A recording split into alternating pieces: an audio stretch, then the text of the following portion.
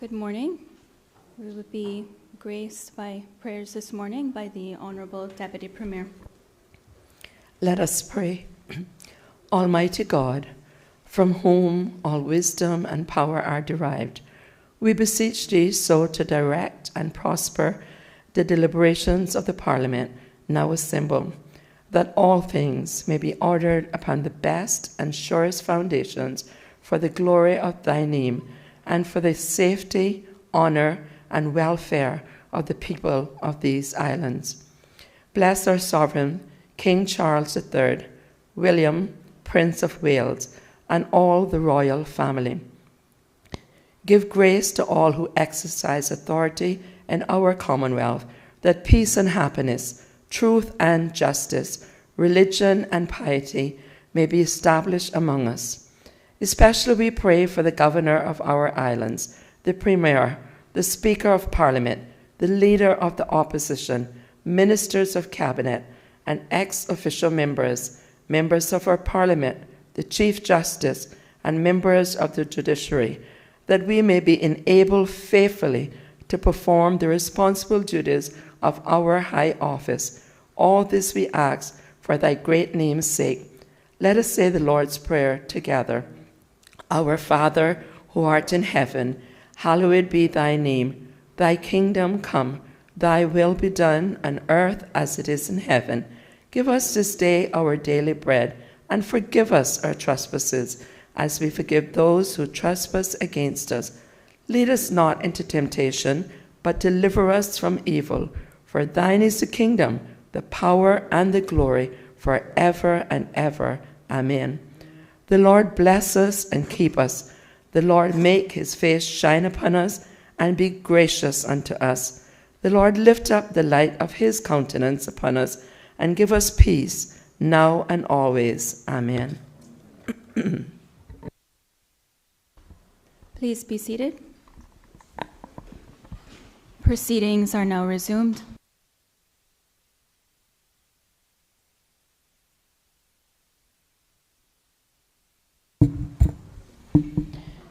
Administration of oaths or affirmations. None. Reading by the Honourable Speaker of messages and announcements. None. Presentation of petitions. None. Presentation of papers and of reports. Cayman Islands Government Strategic Policy Statement 2024 to 2026 to be laid on the table by the Honourable Premier. The Honourable Premier.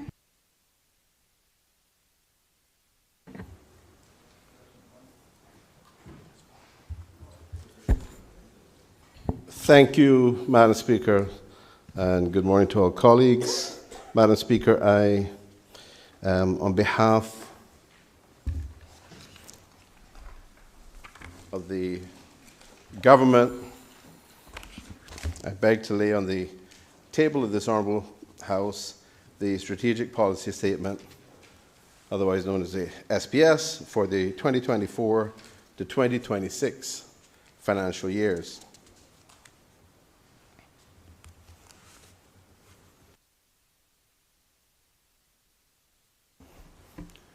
With your permission. Yes, sir. Please proceed.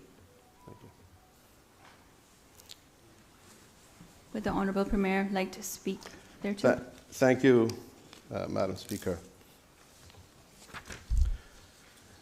Madam Speaker, the government's 2024 to 2026 SPS outlines the government's fiscal plans, its policies, and broad priorities and outcomes for the next 3 years for the period 1st January 2024 to 31st December 2026.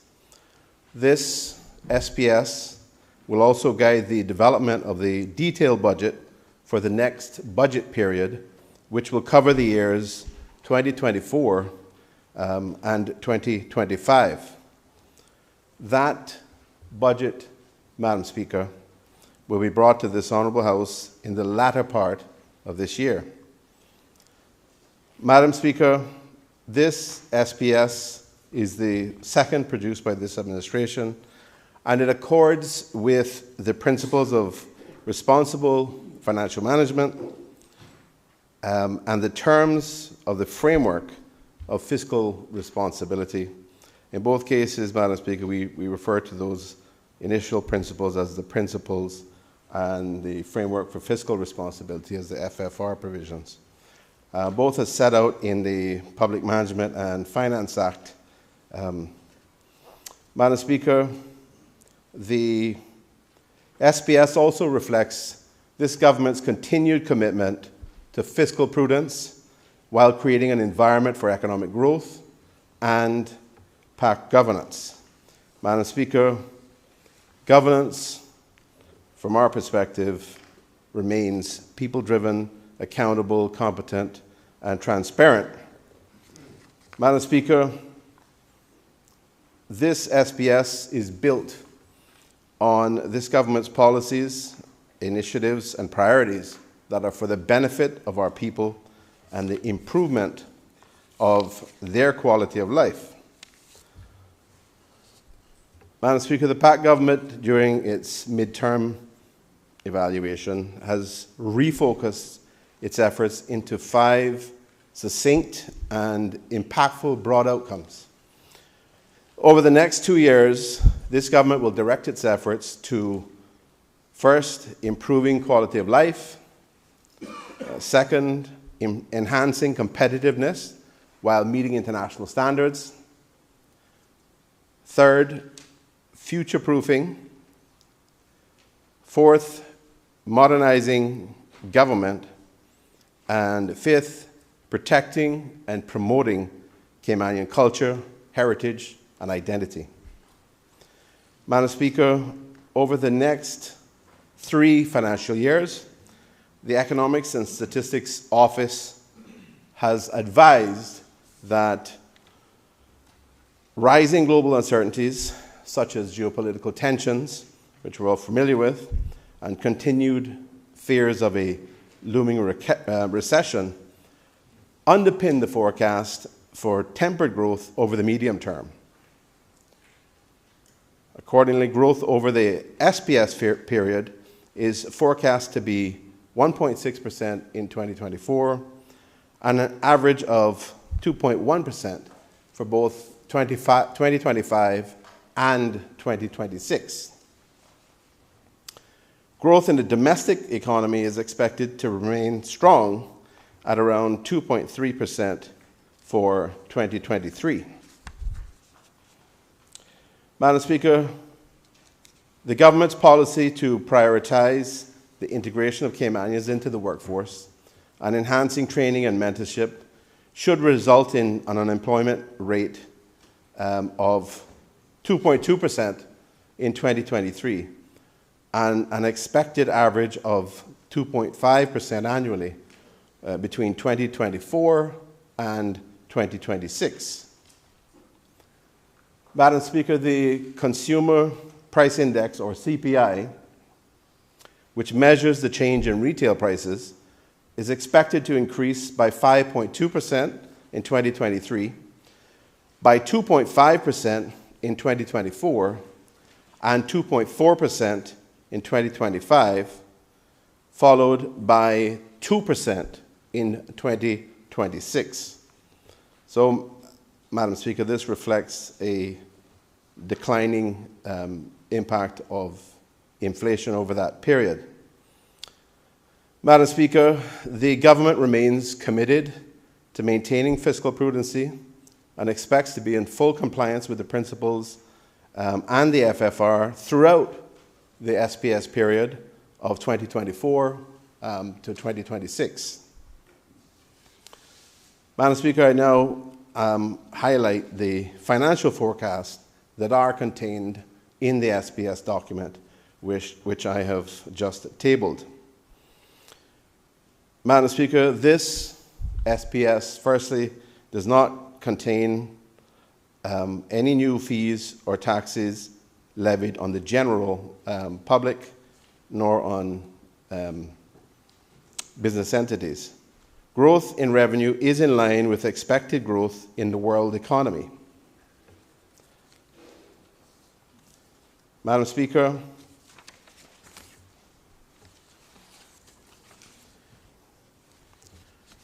Government's total operating revenue for the SPS forecast period of 2024 to 2026 is forecast to be $3.3 billion, which is broken down over that period as follows: $1.06 billion in 2024, $1.09 billion in 2025, and $1.12 billion in 2026. The individual significant revenue categories are other import duty, which is forecast to be $594.7 million over the period. Other company fees, which is forecast to be $393.8 million.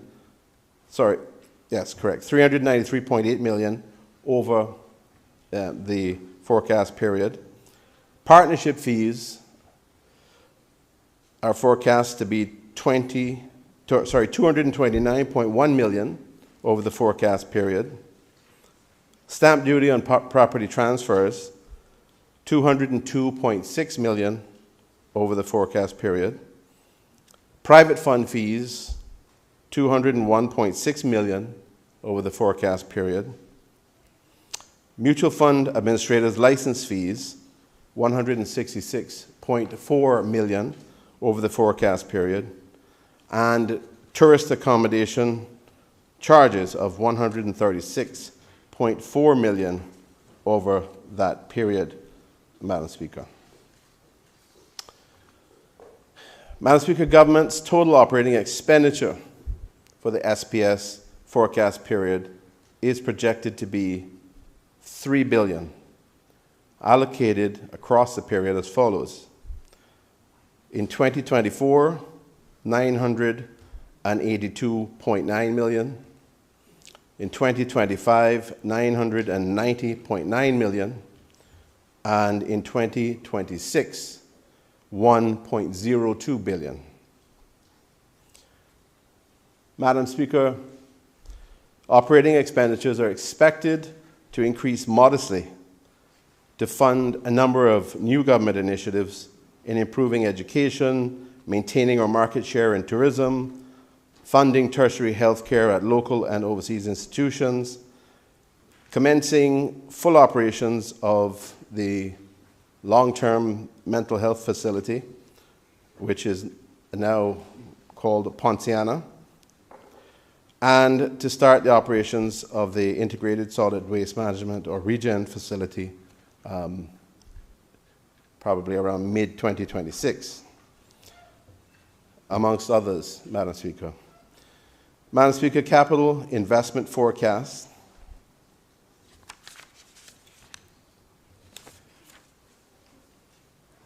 would consist of, over the next 3 financial years, the government would be committed to $300 million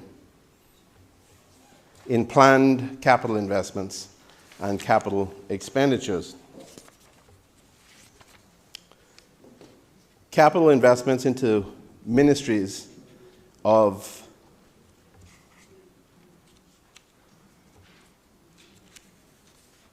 that amount, along with SAGCs, so that would total $300 million. These would include continued investments in border control, maritime patrol, and public safety, continued remediation of the Georgetown landfill, continued upgrade and expansion of the road infrastructure, development of a new Lehman E. Scott High School in Cayman Brac, expansion and upgrades of educational facilities throughout various educational facilities throughout Grand Cayman, and investment in new public transport, public transportation service. Madam Speaker, additionally, the planned capital investments in relation to the SEGCs would include investments in Cayman Airways, Cayman Islands Airports Authority, Cayman Islands Development Bank, Cayman Islands National Museum, Cayman National Cultural Foundation, Cayman Turtle Conservation and Education Center, National Gallery of the Cayman Islands, National Housing Development Trust, Tourism Attractions Board, University College of the Cayman Islands, and the National Roads Authority. Madam Speaker, during the SPS period, the government does not intend to incur any new borrowings other than finalizing the agreement in relation to the design, build, finance, and operations of the proposed regen facility. The government expects to make principal debt repayments of approximately $215.7 million over the SPS period. At the 31st of December 2026, it is forecast that core government will have a debt balance of $641.5 million. Furthermore, Madam Speaker, the government plans to introduce a debt sinking fund in 2023 to set aside an amount in the fund each year to enable a lump sum payment of $75 million in 2026 towards a repayment of the construction costs of the proposed regen facility, with the objective, obviously, Madam Speaker, of saving on interest costs over the longer period of the lifespan of that project. Madam Speaker, the government plans to contribute the following amounts to the debt sinking fund during the next 4 years: $20 million in 2023, $25 million in 2024, $15 million in 2025, and $15 million in 2026, for a total of $75 million. Madam Speaker, the government is committed to maintaining full compliance with the principles throughout the SPS period. The Act requires, Madam Speaker, that the government maintain a positive operating surplus. And throughout the SPS period, the government is projected to remain in compliance with the requirements to maintain a positive operating surplus. The operating surplus of the core government is projected to be $77.4 million in 2024, $98.2 million in 2025, and $103.2 million in 2026. Madam Speaker, the Act requires that the government maintain a positive net worth as well. The government is forecasting to maintain a positive net worth throughout the SPS period. Net worth, Madam Speaker, is forecast to be as follows: $2.1 billion at the end of 2024, $2.2 billion at the end of 2025, and $2.3 billion at the end of 2026.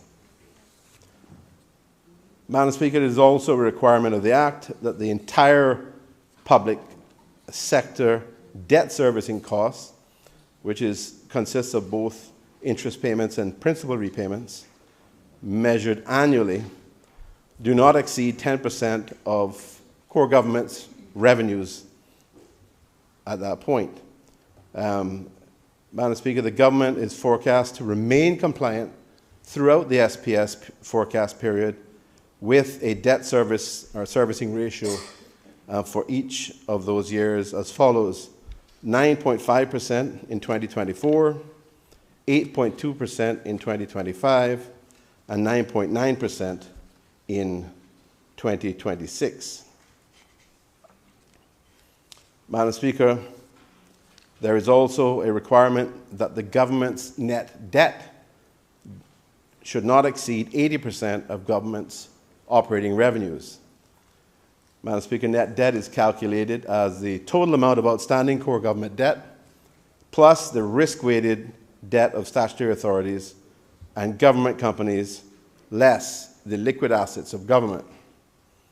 For the SPS period, Madam Speaker, net debt is projected to remain well below this limit, achieving full compliance with the ratio, with the required net debt ratio of not exceeding 80% of government's operating revenue. The forecast, Madam Speaker, for each of the years over the SPS period is 24.3% in 2024, 36.8% in 2025, and 70% in 2026. Madam Speaker, the government is also required to have liquid cash reserves of not less than 90 days of estimated executive expenses. That is, the government's unrestricted cash balances must cover a minimum of 90 days of its day-to-day expenses. Capital expenditures and capital investments are not included in this calculation, and this is in accordance with the FFR provisions, Madam Speaker. Madam Speaker, the cash reserves ratio is calculated at the point in a financial year when government's liquid cash reserves are expected to be at their lowest point, and that would be typically the 31st of December of each year. So, Madam Speaker, over the SPS period, unrestricted cash reserves are expected to be as follows, measured in days. 117.6 days of executive expenses in 2024, 101 days of executive expenses in 2025, and 90.1 days of executive expenses in 2026. Madam Speaker, our people are at the heart of everything that we do, and the policies set out in the SPS document align with and reflect that sentiment and commitment. We are driven by a people-first agenda underpinned by prudent and responsible fiscal management. The financial targets set out in this SPS, Madam Speaker, allow for funding of key policy initiatives,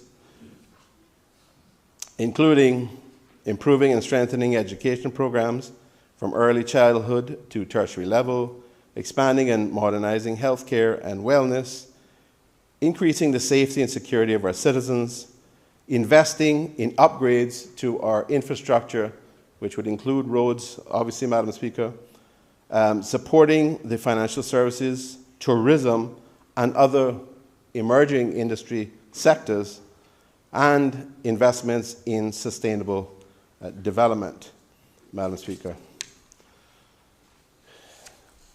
Madam Speaker, we reaffirm our pledge to the people of the Cayman Islands to improve the quality of life for all, to support our jurisdiction's legally compliant competitive edge in the global market across all sectors, and to strategically position the islands for future prosperity, to improve public services, and to preserve our rich Caymanian culture, history, and identity. I thank you, Madam Speaker.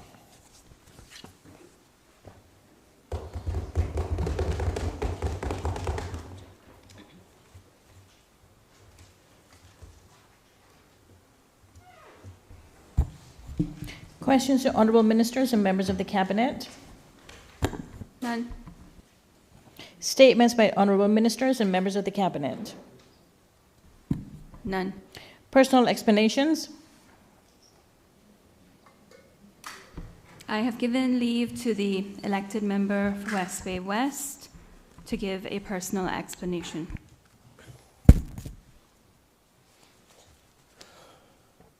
Thank you very much, Madam Speaker.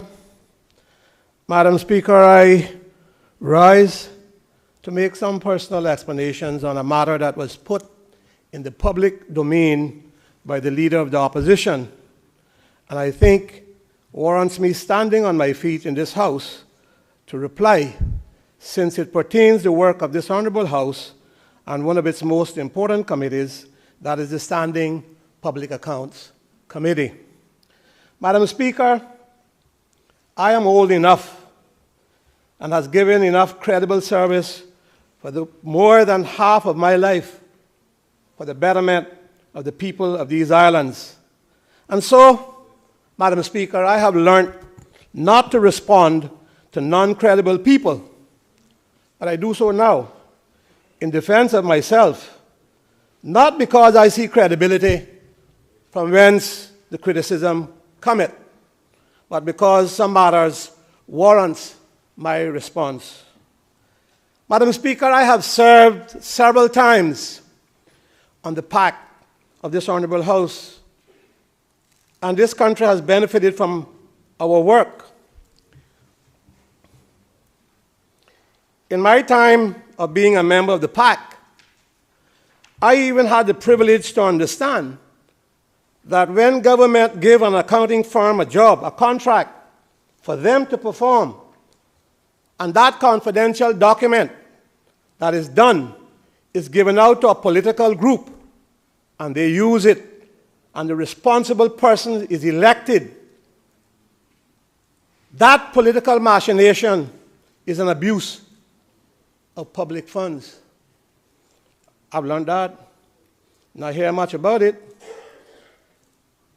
However, I'm old enough too, and know that the old makeup of this country is not entirely gone away. That is, that there are still those privileged, or those who feel they are that privileged, that no matter what they do and has done, they don't get before the police. And I am not part of that club. I am not part from that side of the street that they will hide anything from McKeever Bush. In the matter of treatment of women, I certainly beat no woman. And the video showed that it was I who was shoved down and beaten by two, not one, two. And I say now, as I have not pleaded, or I have pleaded not guilty in the present matter, because it's not the way that this political driven matter is made up to be. That's where it's at. So a court will decide on all the political shenanigans and those involved. I am praying all will come to light and we can see who is what. In regards to my treatment of women, is he some angel? I don't see no little white in him. But let me remind this House, the first woman that was elected as Speaker was done under my watch, and then she became Deputy Premier. My Deputy Premier. I established the Ministry of Women's Affairs. I was the first minister to see and to be responsible for the subject of women affairs. I caused to be appointed our first Speaker of the Assembly who was a woman. In later years, I made her a national hero. I set up a steering committee to guide the establishment of a Women's Affairs office. I obtained office space for the Women's Resource Center as a place of public education and information. I sent my permanent secretary, a woman. She's in this house today in the gallery, but I mentioned her, is Lucille Seymour. I sent her as my permanent secretary to China to a United Nations conference to find ways to address women's issues. We did hold monthly public education seminars starting July 1996 based upon the Beijing Platform for Action for Women that Ms. Seymour pushed and brought back to this country. We started work on a program for elimination of domestic violence although they believe it's only for women, it's for man and woman. We initiated a policy to pay pension to former employees or their surviving spouse, men and women, but mostly women of the public service who had served for at least 4 years. And most of them were women teachers who weren't getting anything.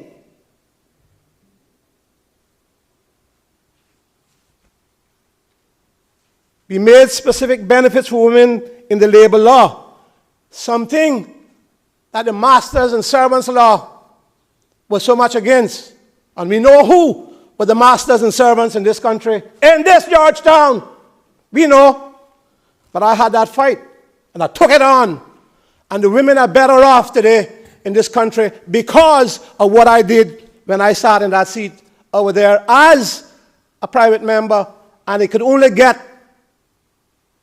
put in place in 1992 when I became the Minister of Labor.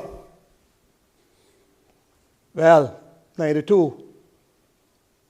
Health and Human Resources, everything under the sun that 5 and 4 ministers got today, I had to deal with it. The last speaker appointed by the party I led was a woman. She's in the gallery today too. This is Mary Lawrence, JP. In making the Order of National Heroes, I made the Honorable Mrs. Joyce Hilton and Honorable Ms. Evelyn Wood national heroes. In making our national award something that some people fought against, many women were the first awardees. And personally, I tried to make the world believe that Mickey was rich. Oh yeah, they should come see my overdraft and see my mortgage and my other loans. But I have personally assisted women of all walks of life in various and productive ways. Madam Speaker, I have been married 47 years to one woman. I've never abused my spouse, now my only daughter who has passed away. Many can't say that. Many got flogged with a horsewhip. They should say why they got flogged with it. It's a truism, Madam Speaker, that people who live in glass house shouldn't pelt rock stones. I'm a duly elected member of this house. The father of this house has parliamentary protocols, practice, and precedents are observed. More so, Madam Speaker, what of the dictum? What of the fundamental legal principle that a person is innocent until proven guilty? Only in this country it's not so. Only here that you must leave your seat, your family be derided, you be torn down. Only here. For political machinations, Madam Speaker, I am duly elected, and I have never shunned my duty to serve when I'm called. However, on this appointment to the PAC, I thought hard about it because I didn't think I wanted to serve with an incapable chair. And I said I wouldn't. But then that would go against everything I stand for. I am a servant of the people. If I'm called, I serve. I was called to be speaker with an opposition party. I accepted. I was also called to be speaker with this group and thereby help form the government, although I felt I was not wanted by some on either side. No big thing. They needed McKeever, so they called, and McKeever is a servant leader, and for that reason, and that reason alone, I still took up the position as an independent member. Clearly, those politically motivated will always see something that they believe they can capitalize upon. And so, the attack was back on. They nominated, and they nominated, and they nominated again and lose. Madam Speaker, I was elected to serve. And over the years, that is what I have done with dedication and pride. I have stolen nothing, and their corruption scandals were shown for what it was. Lies Because I was not the only one that used the credit card. They were used by every cat and dog that had one, personally, and paid back, and that was the policy. That wasn't good enough, Madam Speaker. McKeever will go to court and prove himself. That's okay. That's okay. Those things was only a big hullabaloo. Could be made up at the polls to get McKeever out. The member casting aspersions should be advised that I will face the courts and there a decision will be made. But because they can't beat me at the polls, the effort is to discredit me whichever way they can get. Exaggerations and lies of people I have helped all my life. Lies, exaggerations. There, I will prove my innocence. They will see. As you saw in the video that you will not accept. Because you got nothing else when there are thousands of issues for this country. You bring 3 motions. Thousands of issues, and you get out there to lambast a decision made by this honorable House. And as far as I'm concerned, discredits the House and pushes matters that he has no knowledge about.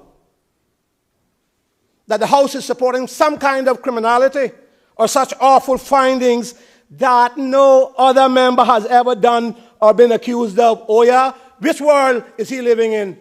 Which one? Or any member of this House, which one? Tell me. I will go. I will prove my innocence, Madam Speaker. I will face the courts and a decision will be made. And contrary to the members' biased declarations, I want to put a challenge to find anyone who is elected that did more for this country than McKeever Bush, and more so to ensure young women to be afforded all available opportunities to acquire a good education in areas where they were failing before. You know what they done with nation building, which was for the poor people in this country? They went to the great lengths to find out who was stealing and who were doing this. And people were there were getting something. They were getting something.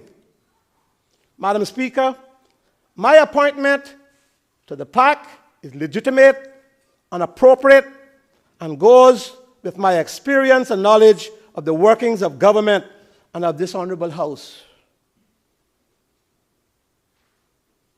The House did nothing wrong. The government did no more than what their government did.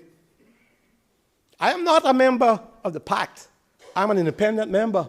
The Premier said that. I sit on this side because what's the use, Madam Speaker, to go over and fight for what? So 10, 11 people can kill me? Am I that fool? I see some things that I want that not mentioned now. I want high school in West Bay. I hear the pronouncement made about one in Cayman, which I'm going to support. But I hope they're prepared to support my high school motion for West Bay. So I can stay here, right here. Right here.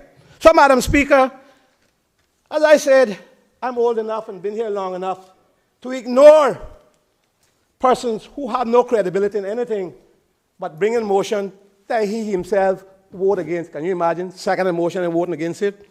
And I must follow and be part of that. Not today, Bobo. So, let them come. They got enough issues to talk about.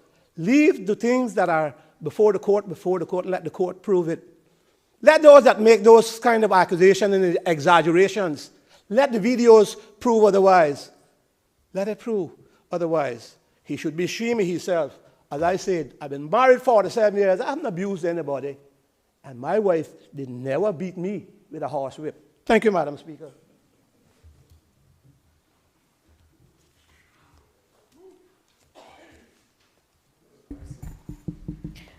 Obituary and other ceremonial speeches.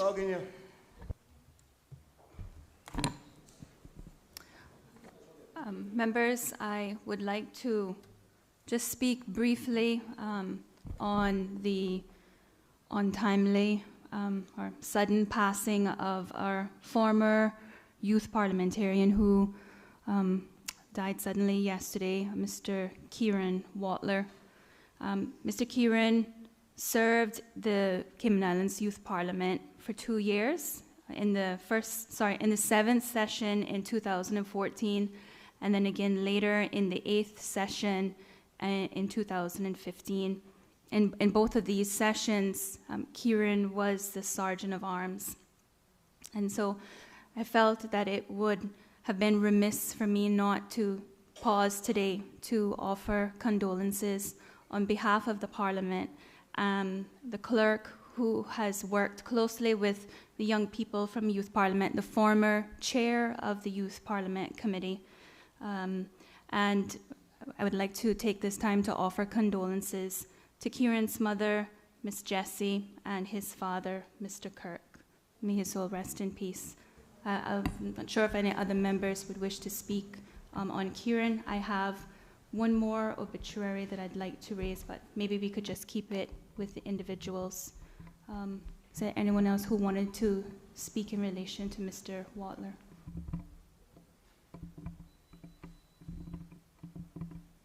Member for Georgetown Central.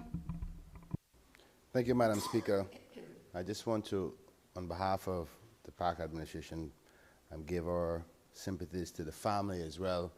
But as a member of the park government in Georgetown, I know the father of the deceased personally, and on behalf of myself and my family, my prayers are with them on this untimely passing.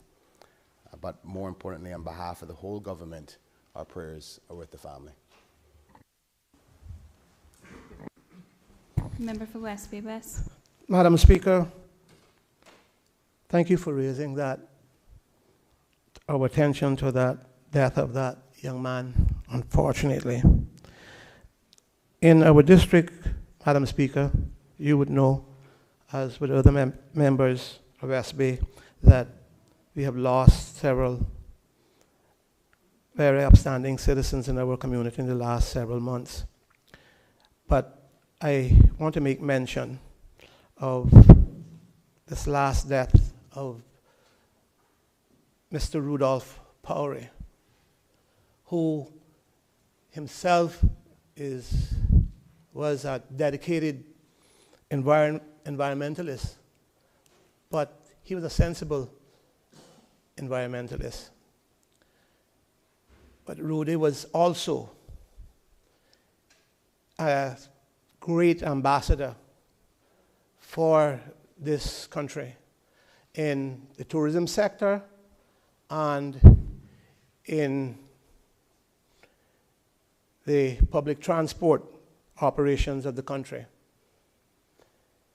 As Minister of Tourism, I know how many letters and emails we used to receive about how he operated in dealing with people in the tourism sector.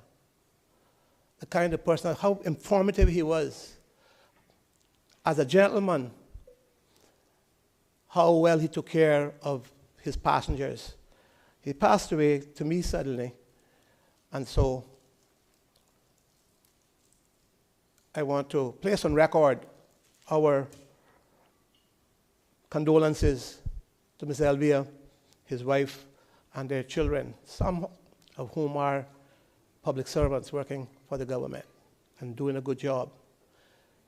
Our district have lost an outstanding citizen, a man that we could trust to be a justice of the peace in and for the Cayman Islands.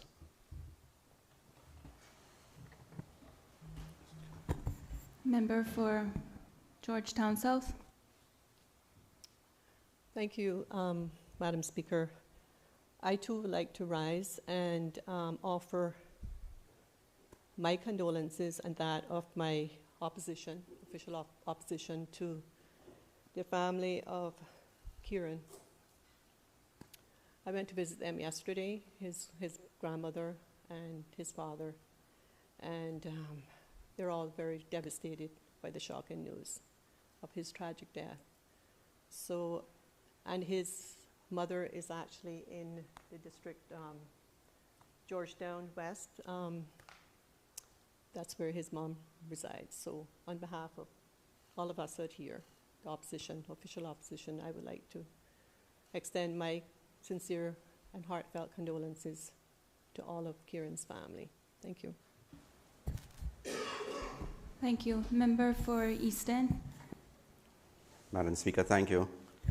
I too rise, and I'd like to make mention of a significant amount of deaths that we've had in our own community of East End over the in a short period of time. We've had some stalwarts like Mr. Frank Conley, Marcus McLaughlin, Mr. Randall Rankin, Matthew McLaughlin, Daniel McFarlane, Kenworth Connor,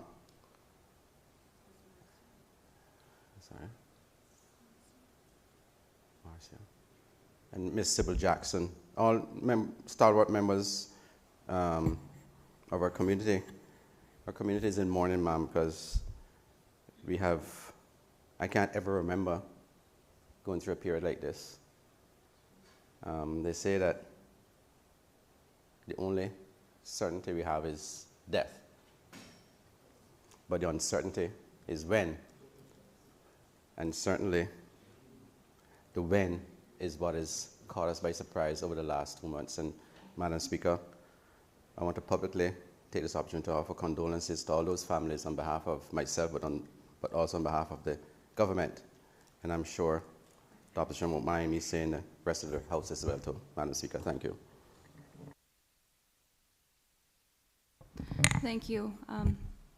Thank you, Member for West Bay West, for raising Mr. Rudolph Powery, affectionately known to me as Uncle Rudolph. My grandparents lived just down the street from him, and certainly a great loss in the district of West Bay. And there's also been lots of other deaths in the district, and as the member for East End said, throughout all the districts.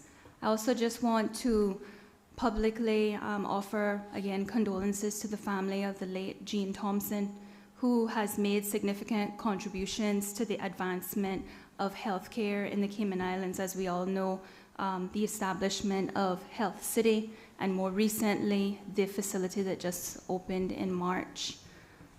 So just again, offer condolences to his family. I recognize the member for Bordentown East. Good morning, and thank you, Madam Speaker. I thought I should rise and say a few words.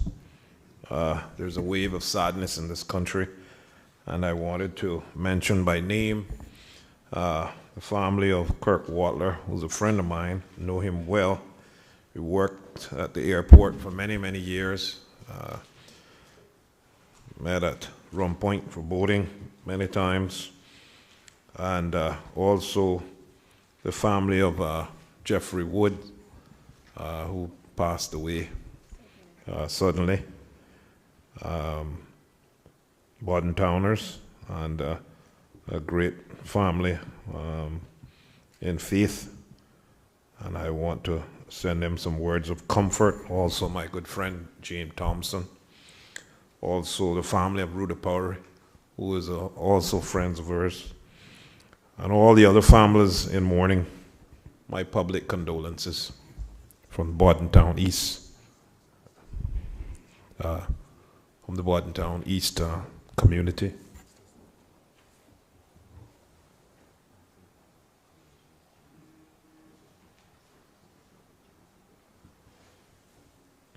Yes, Madam Speaker, also the family of Ms. Janice McLaughlin, who passed away suddenly also. May their families be comforted. Thank you.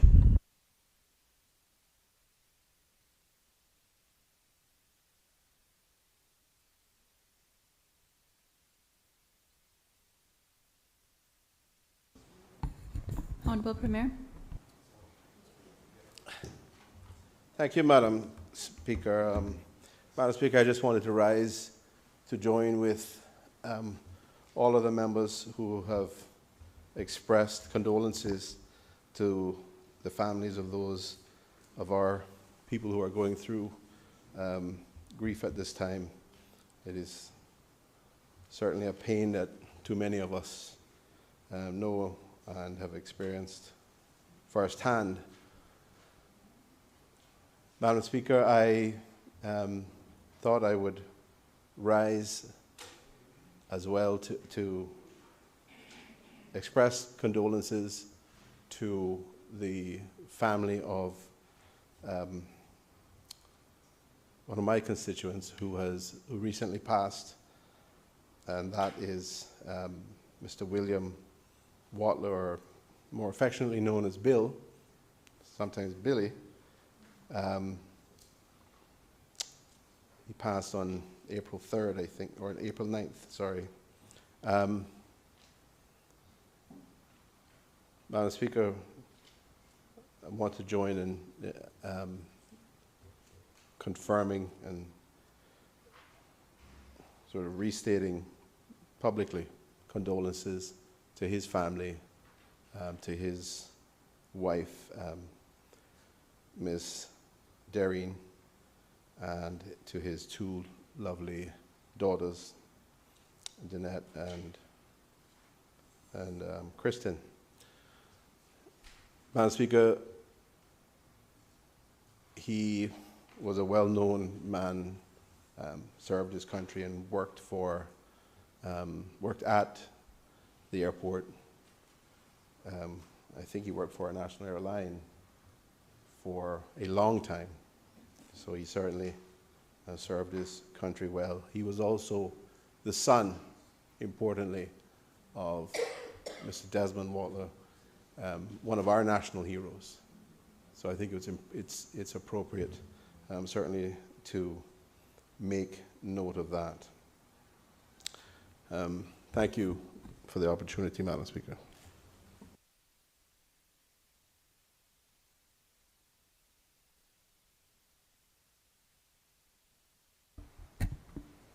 Elected member for Savannah.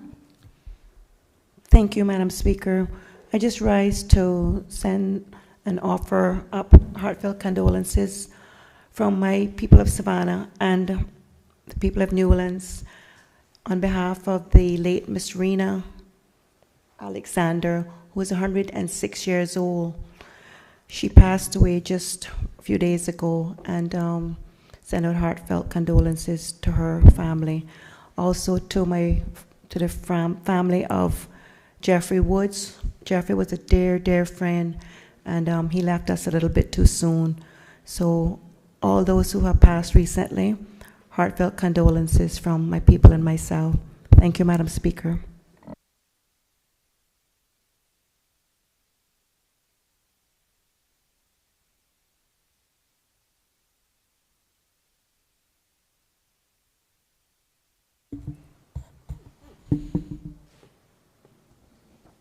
Raising of matter of privileges. None. Government business. Motions. Government motion number 4 of 2022-2023. The strategic policy statement for the 2024-2026 financial years to be moved by the Honourable Premier. Honourable Premier.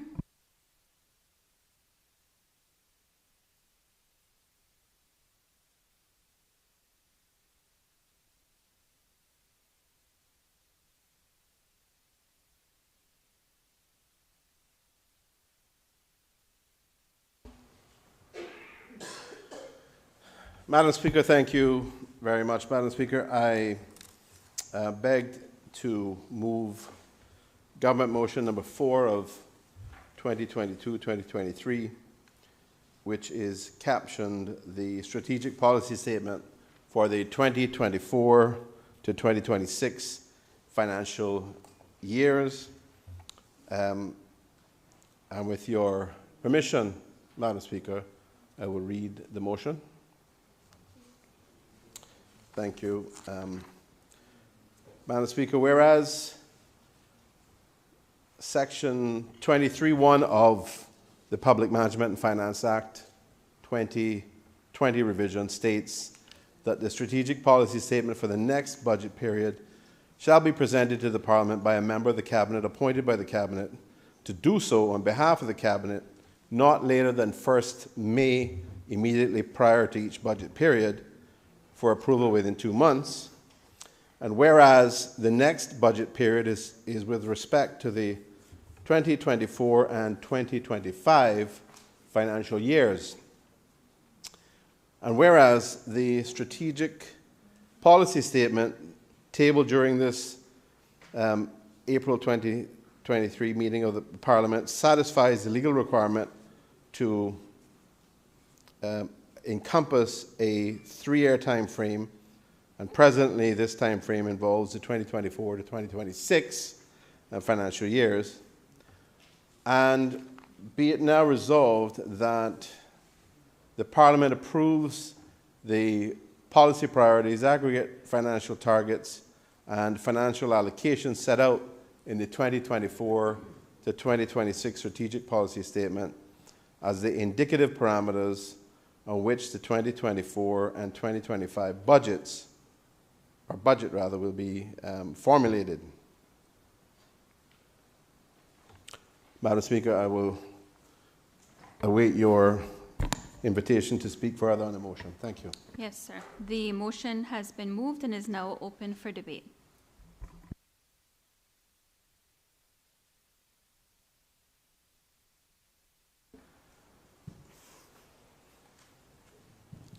Madam Speaker,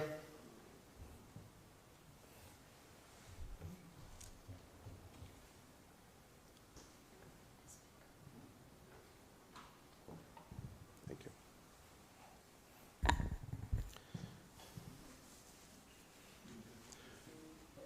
Madam Speaker, the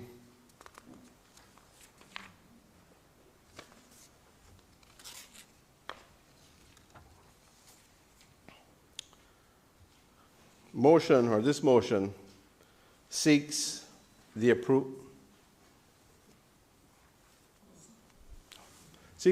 of this Honourable Parliament for the Government's 2024 to 2026 Strategic Policy Statement, or SPS, which indicates the Government's key policy priorities and broad outcomes. It also provides the Government's financial targets for the next 3 financial years, 2024, 2025, and 2026.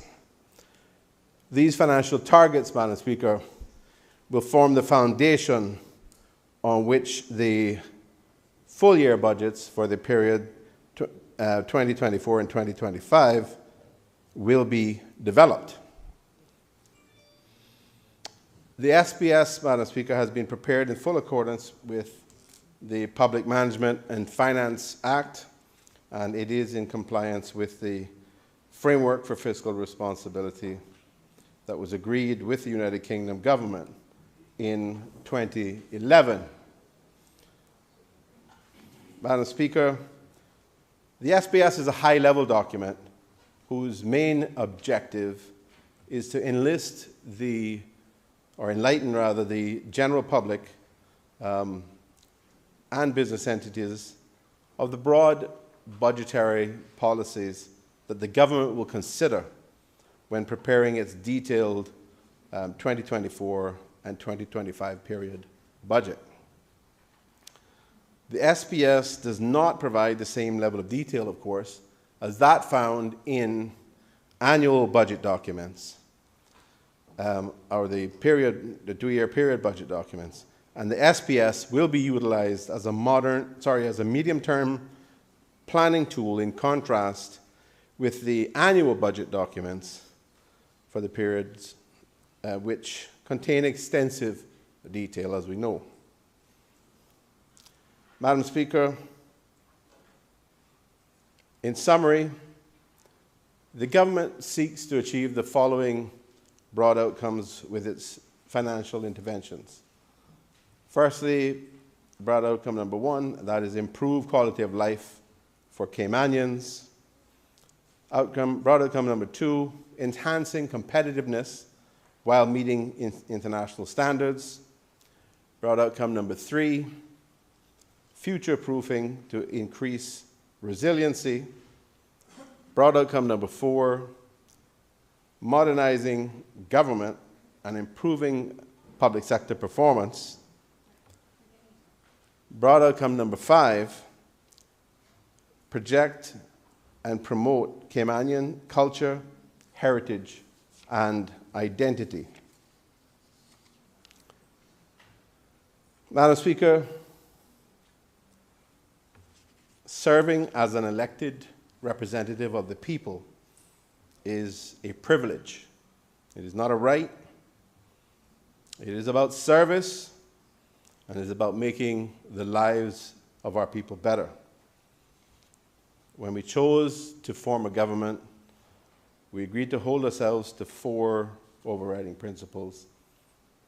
Those were to be people-driven, accountable, competent, and transparent. Today, we stand before this Honourable House with a growing economy, a budget surplus, and ushering in an economy that has created thousands of jobs and opportunities for our people. Now, this document shows that it is incumbent upon us to manage this growth. We are called to be responsible, Madam Speaker, with the people's money. We are called to reject imprudence, but we're also called to deliver real results that improve transportation in our society, address the cost of living challenges, improve education, take care of our seniors, provide better and more affordable health care, and build the necessary infrastructure that will build a healthier and more sustainable country. We are here, Madam Speaker, to responsibly improve the quality of life for this and future generations of Caymanians. Madam Speaker, the strategic policy statement outlines our intended approach over the next budget period to do just that, responsibly improve the quality of life for this and future generations of Caymanians. Madam Speaker, our vision is to be renowned as one of the most sustainable countries in the world, a peaceful and prosperous place where everyone can thrive and live their best life. By most measures, Madam Speaker, the Cayman Islands remains one of the most attractive places to work, live, invest, and visit in the world.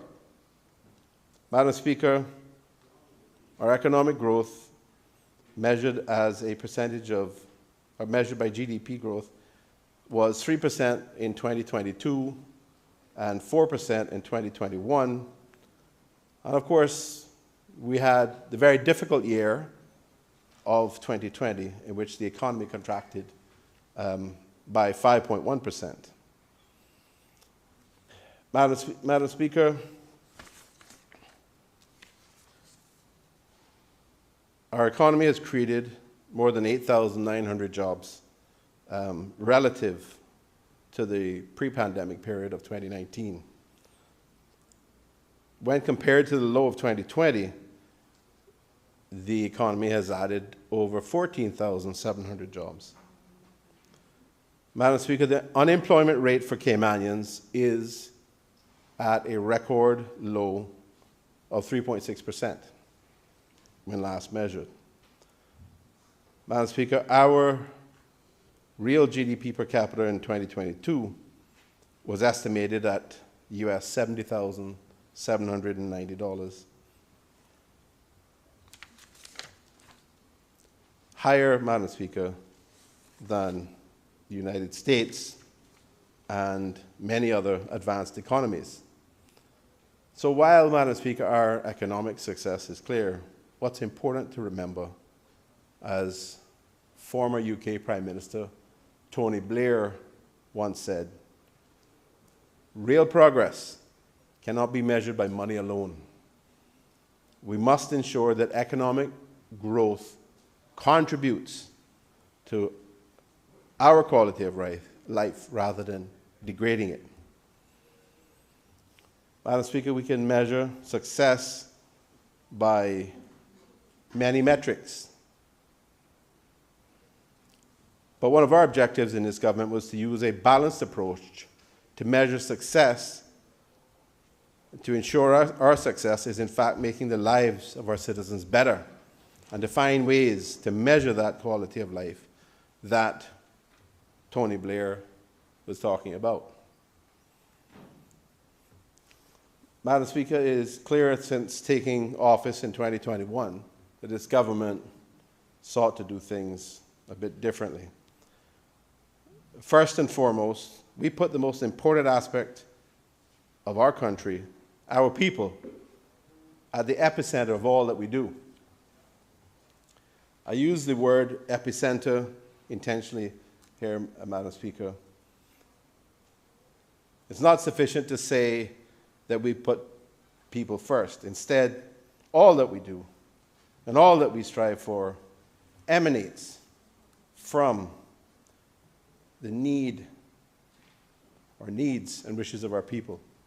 They're at the heart of every broad outcome, every specific outcome, and every project. Madam Speaker, if what we're doing doesn't benefit, support, encourage, enrich, educate, and empower our people, there's no point or purpose to it.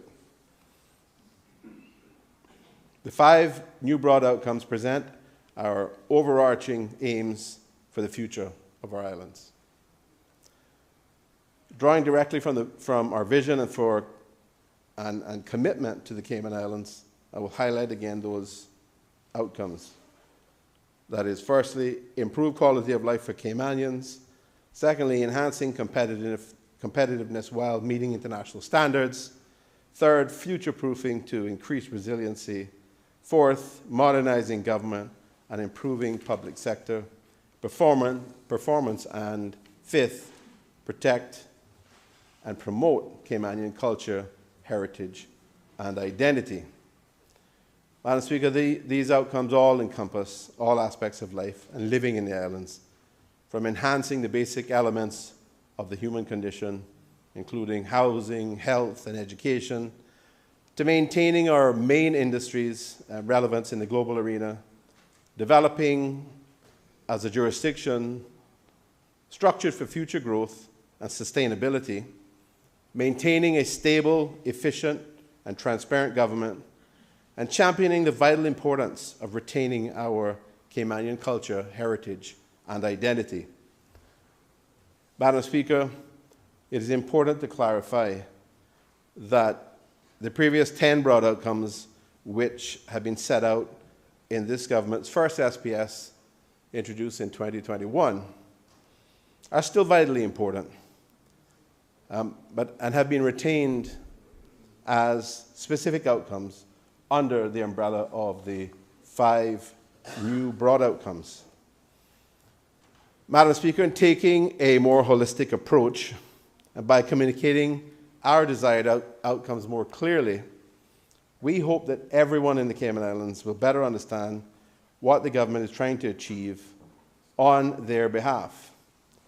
Madam Speaker, this includes civil servants charged with planning, managing, and delivering the government's agenda, the customers who utilize and rely on our services, and most importantly, Madam Speaker, our people as the ultimate intended beneficiaries of our policies, priorities, and projects.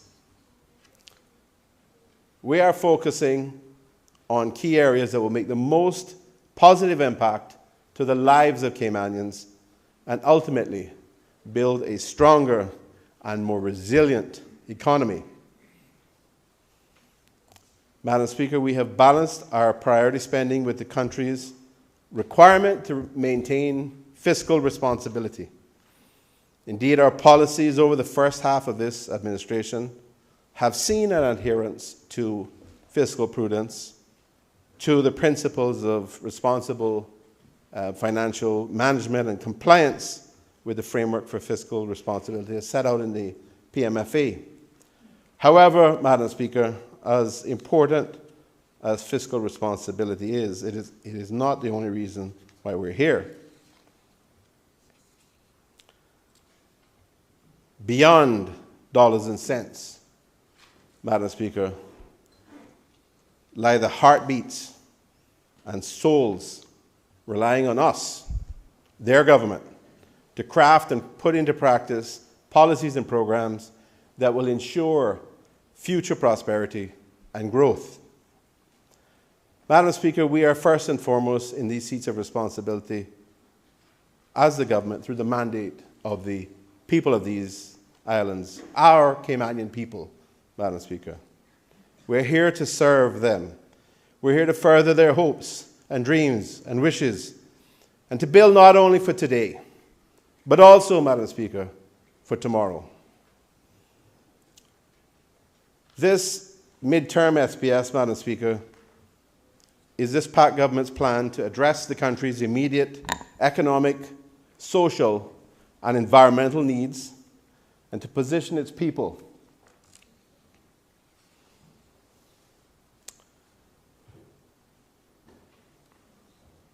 for a thriving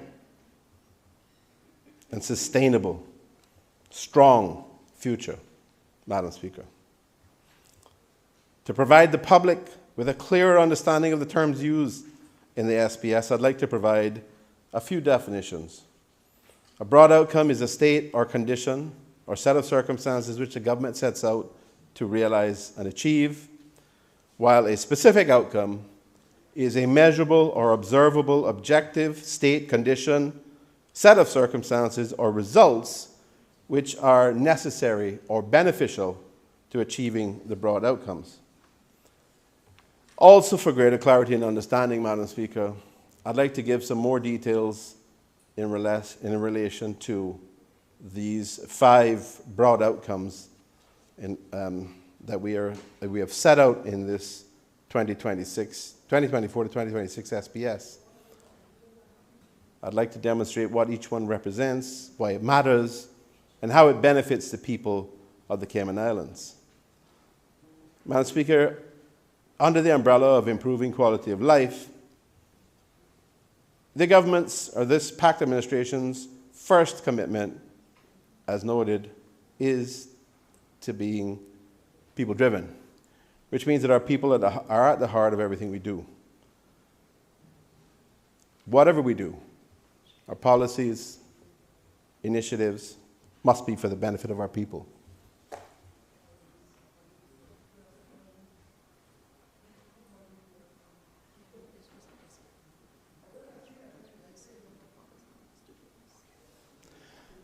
Apologies, Madam Speaker.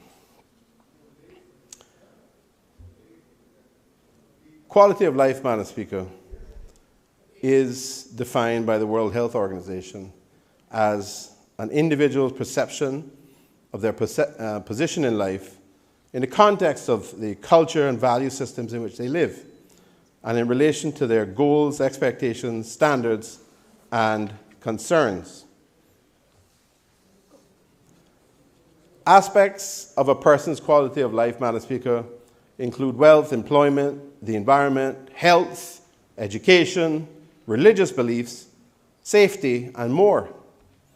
In the context of improving quality of life, Madam Speaker, as a broad outcome, some of the specific outcomes include nation-building initiatives, sustainability discussions, and socioeconomic policies that demonstrate observable improvements in terms of physical and mental health, access to housing, education, transport and mobility, employment or occupation, the natural and built environment, recreation and leisure time, social belonging, individual, household, or community assets, and safety, security, and freedom. To close off, very important improvements, Madam Speaker. Madam Speaker, quality of life is an important indicator for any society, as it indicates the overall happiness, health, and wellness of a given population. It requires a balanced approach of both qualitative and quantitative factors which impact those living in a society. This allows us to pinpoint areas for improvement.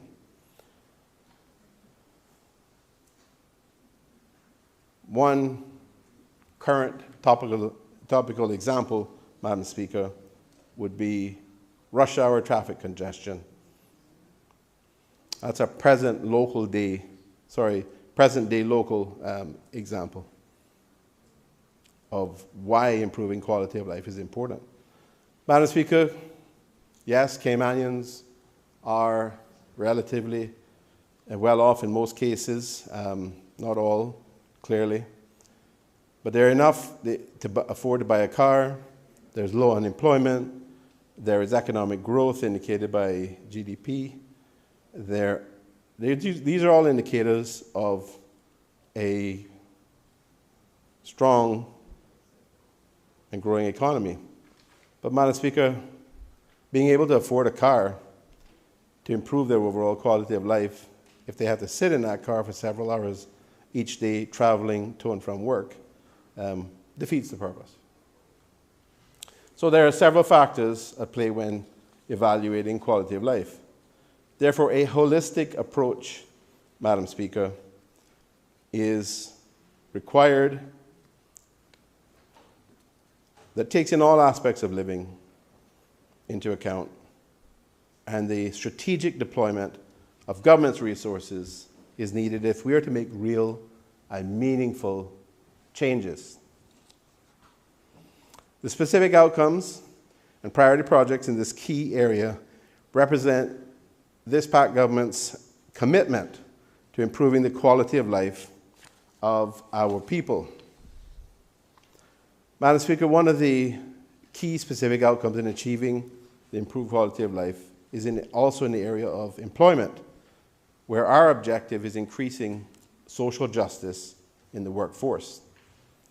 To gain equity for Caymanians in the workforce, the Minister of Border Control and Labour has been tasked with modernizing the work permit regime with a new fully integrated online job portal for Caymanian job seekers, increasing maternity and family leave provisions, revisiting the permanent residency point system, amending permanent residence provisions and the right to be Caymanian, or the criteria for a permanent residence and the right to be Caymanian, which is associated with the point system as well, implementing an employer accreditation system to reward employers who develop and retain Caymanians, and implementing a gradual increase to the minimum wage and the mandatory level of pension contributions. The specific outcome of building a modern infrastructure to ensure a successful future for our islands also directly impacts our quality of life, especially with regard to infrastructure issues. Among priority projects under this specific outcome will be, Madam Speaker, to mitigate traffic congestion through the delivery of road infrastructure, such as the extension of the east-west arterial, amending import legislation to restrict the quantity and types of vehicles that can be imported, and developing a reliable, quality public transport system. The provision of essential services, Madam Speaker, in the sister islands, such as the construction and maintenance of roads and strengthening of other essential government services, including public works, hazard management, and Department of Vehicles.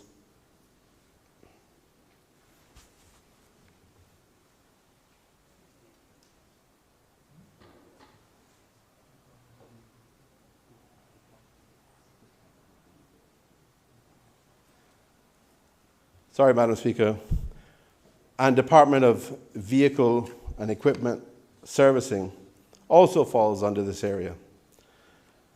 So beyond physical infrastructure development, Madam Speaker, the business regulatory framework will also be upgraded to make it easier for local companies to do business and to prosper. Part of this revamp, Madam Speaker, will be to modernize the Liquor Licensing Act to align with other commerce-related legislation and to consolidate commerce legislation with regard to local company control licenses and trade and business licenses. Madam Speaker, important to our quality of life is strengthening, preserving, and enhancing public safety and security in the community. As would be expected, Madam Speaker, priority projects within this specific outcome are largely tasked to uniformed services, falling under the Ministry of Home Affairs and the Office of the Commissioner of Police. However, the Ministry of Social Development is also earmarked under this outcome to create a framework to protect and safeguard vulnerable adults.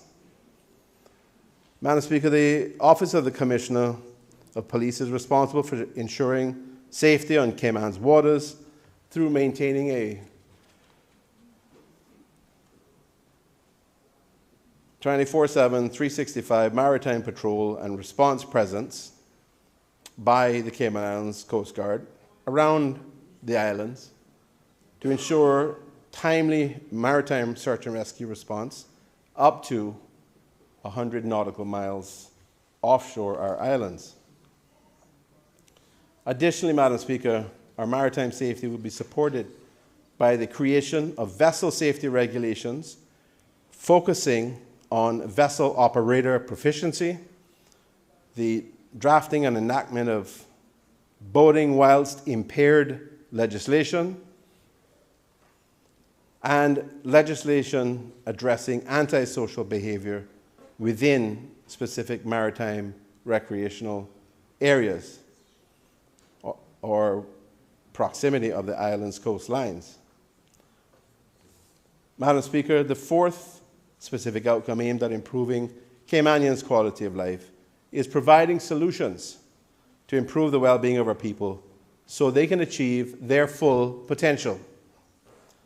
Priority projects under this specific outcome, Madam Speaker, includes the updating of adoption legislation, greater standardization of care in residential homes, and new standards for the child safeguarding framework to increase responsiveness to situations involving trauma. Madam Speaker, public health initiatives in this key area will include providing comprehensive, multidisciplinary care to people with non-communicable diseases and to develop a model for the provision of equitable services in public health in conjunction with the older persons policy. A strong focus, Madam Speaker, will be put on national wellness initiatives, including promoting physical and mental wellness across our three islands. The development of wellness parks, providing community mental health outreach, the completion and commissioning of the long-term mental health residential facility, which, as I've indicated earlier, is now officially known as Poinciana, and introducing wellness programs throughout the community, catering to the active and healthy lifestyles of our people, and particularly older persons. Madam Speaker, expansion of clinical services offered within the community to meet the growing demand for mental health support is planned as well. The services will include parenting programs, therapeutic groups, and school-based workshops. This will be in Cayman Brac, as well as for new groups for complex mental health needs and programming for parents deemed to be at risk in Grand Cayman, in fact, all over our three islands, Madam Speaker. Madam Speaker, a major emphasis on mental health program is a key feature of the initiatives aimed at well-being, including reducing wait times for mental health appointments and taking a more holistic approach to treatment and client care across the Department of Counseling Services. Further initiatives include increasing engagement with community partners to provide community-based parenting workshops in the Eastern District of Grand Cayman, as well as offering substance misuse and mental health workshops to employers who can recognize challenges amongst their employees. Education, Madam Speaker, is a proven driver of increased quality of life and relates to the specific outcome of improving education to promote lifelong learning and greater economic mobility. Madam Speaker, in the area of childhood education, mental health and support services will be at the forefront. Mental health education programs will be provided to reduce the stigma and to promote emotional well-being amongst children. Early education programs will be increased and strengthened through the establishment of an early childhood development hub, and financial assistance will be offered to help working families offset the costs of daycare services. Madam Speaker, in secondary and tertiary education, increased learning support services will be provided through the establishment of a Key Stage 4 learning support class at both Clifton Hunter High School and John Gray High School. And workplace readiness and technical and vocational education and training initiatives at the University College of the Cayman Islands will be strengthened. Madam Speaker, no surprise, but housing is another very important component of an improved quality of life. And one of our specific aims is to provide affordable housing and create new opportunities to access capital for home ownership. The key priority under this project, Madam Speaker, under this specific outcome over the next 2 years is to launch an affordable housing initiative in every district in the Cayman Islands. As most people are aware, the provision of affordable housing is well underway in Northside, Boddentown, and West Bay. In addition to the affordable housing initiatives, which builds homes and makes them available for purchase, we've also embarked on projects to make available affordable land lots across several districts, Madam Speaker, helping Caymanians to buy a piece of land at an affordable rate on which they can build their own homes in due course. The first of these, Madam Speaker, will start in the wonderful district of East End. Madam Speaker, in this environment of high interest rates, we're also working to bring about residential mortgage reform under the Registered Land Act.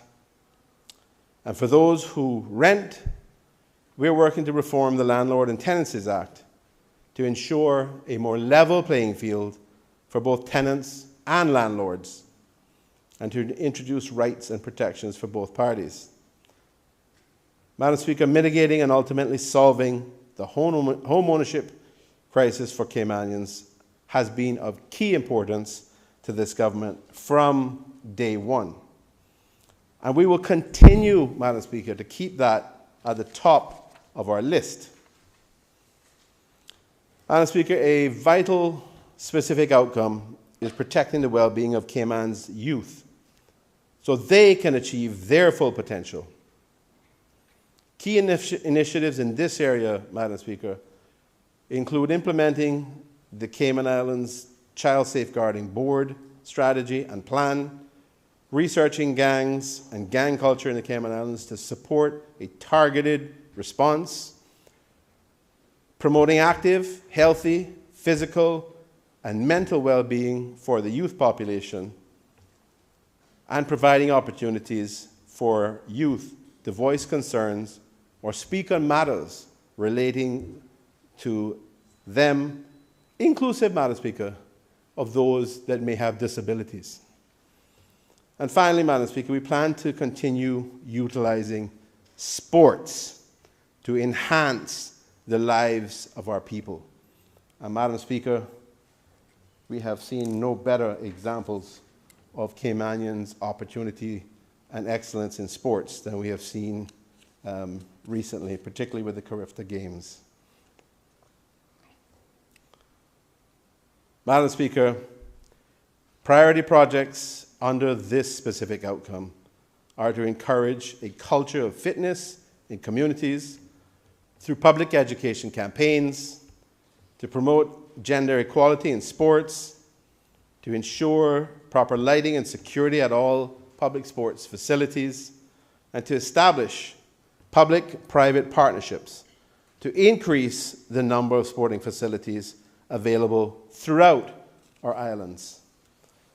Madam Speaker, we will learn more in due course about some of the partnerships which will drive things like new swimming pools to ensure that our people can be both healthy and participate in sports and maintain similar levels of performance as the team recently did in Carifta.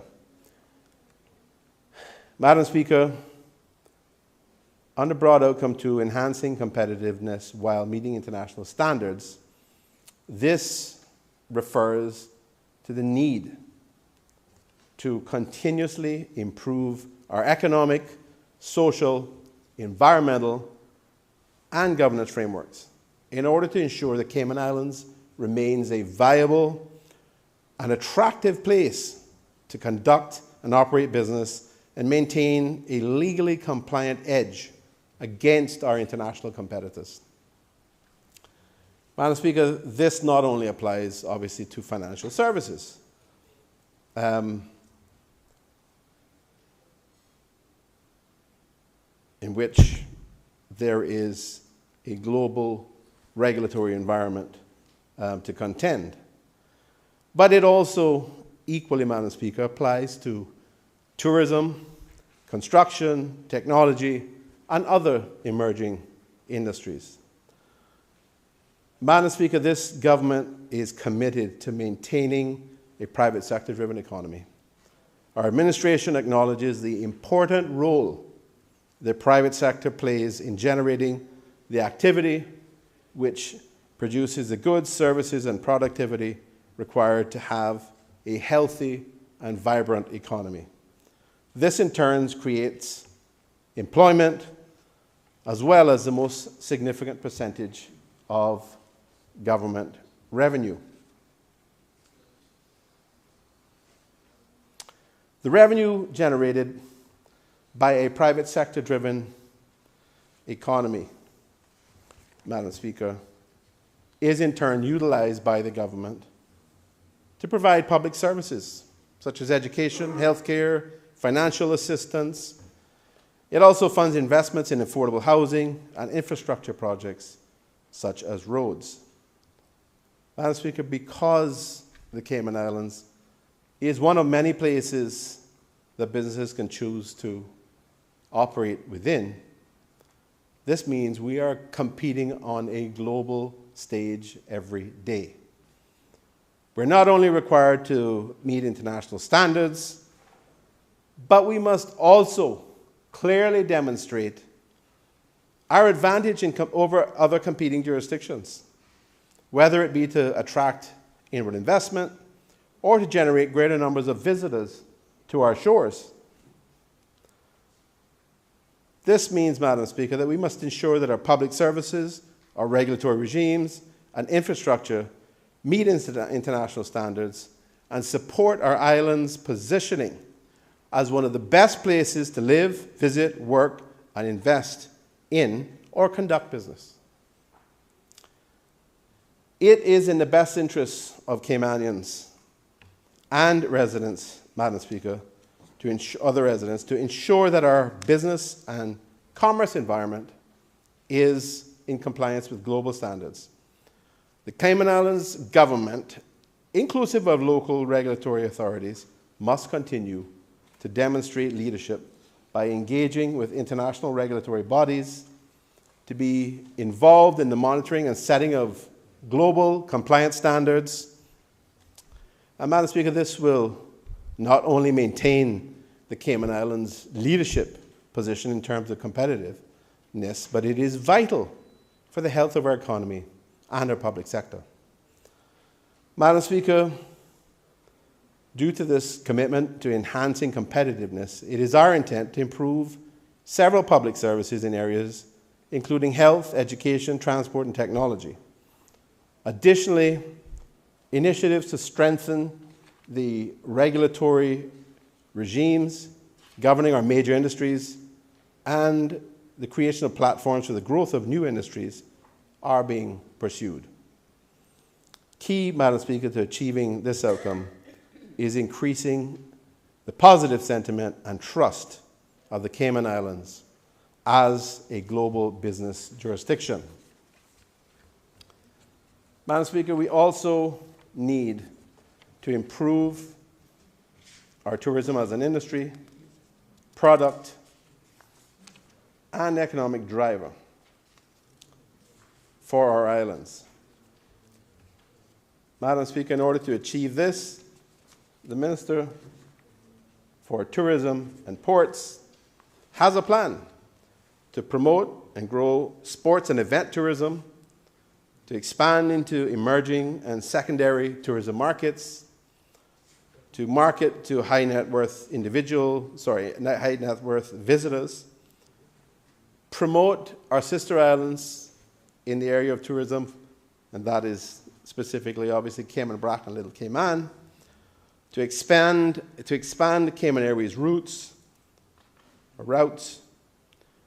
to diversify our tourism product with greater ecotourism focus, to reimagine cruise tourism, and to increase the regulatory oversight from a safety perspective of all of our islands' airports to ensure that they meet internationally mandated standards.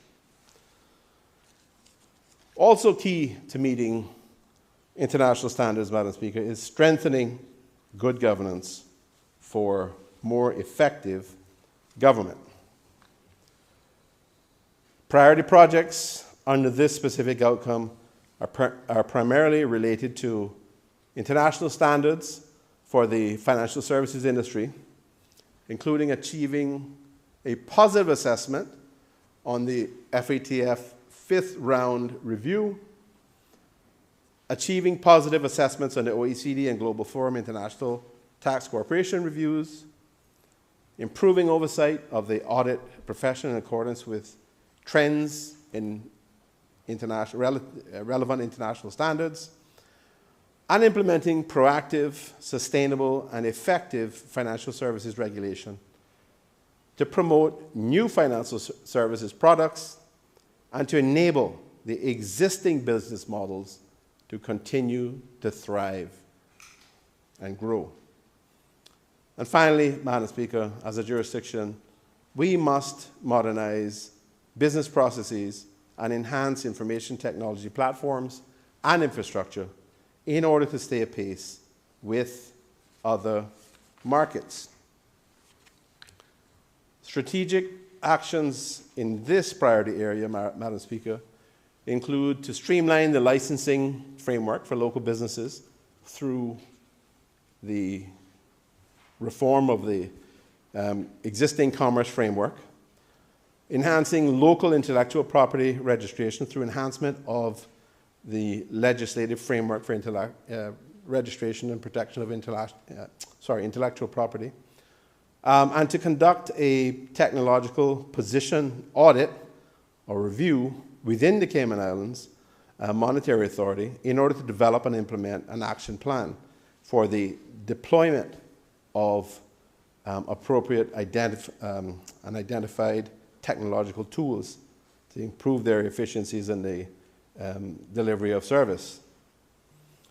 Madam Speaker, under broad outcome 3, which is future-proofing to increase resiliency. Madam Speaker, to future-proof our society is to anticipate risks, assess opportunities, and take steps to protect the health and prosperity of our country. Madam Speaker, the PACT administration believes it is a core responsibility of any government to address needs that exist today and to prepare for the needs of the future. Under this broad outcome, Madam Speaker, are several initiatives aimed at the sustainability of both our natural environment and our built infrastructure, as well as programs to improve available technology and services. However, Madam Speaker, there's also a human element to the concept of future-proofing, which involves preparing, equipping, and empowering the Caymanian people to thrive. We want to encourage, enrich, empower our people, Madam Speaker, through education, health, sports, youth and cultural programs, and employment. Being ready for the future, Madam Speaker, involves fiscal prudence, protecting our assets, and building in resiliency to our sources of revenue. Madam Speaker, we intend to establish a sovereign wealth fund, and we'll be sharing more on that during the actual budget discussions later this year. We will focus, Madam Speaker, on future-proofing our physical assets along with better physical infrastructure. Future-proofing, Madam Speaker, also requires educated minds, healthy bodies, skilled workers, and a strong sense of national identity, including, Madam Speaker, the belief in our own capability and readiness. As the economy of our country continues to grow, Madam Speaker, we must remain alert to geopolitical disruptions and consider the potential impacts these may have on our future. Future-proofing acknowledges our vulnerability as small, import-dependent islands to external shocks such as natural disasters, supply chain shortages, global conflicts, and health or other economic crises. Therefore, Madam Speaker, future-proofing considers risk and creates a hardening of key infrastructure to provide security and stability for generations to come. Vital to future-proofing, Madam Speaker, is building a modern infrastructure to ensure a successful future for our islands. Key projects, Madam Speaker, in this area of focus will be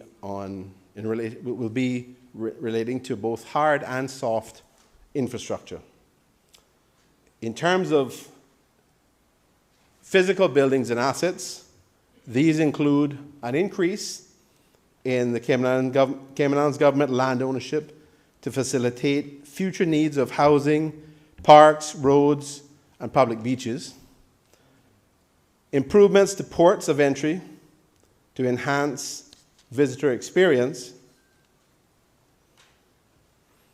and, Madam Speaker, softer infrastructure projects would include the implementation of the Cayman Islands food and nutrition security policy, 2022 to 2035, and to review and to action necessary amendments to planning laws with regard to zoning, density, and height to help develop communities and make housing more affordable. Madam Speaker, the completion or progression of the integrated solid waste management system falls under this outcome as well.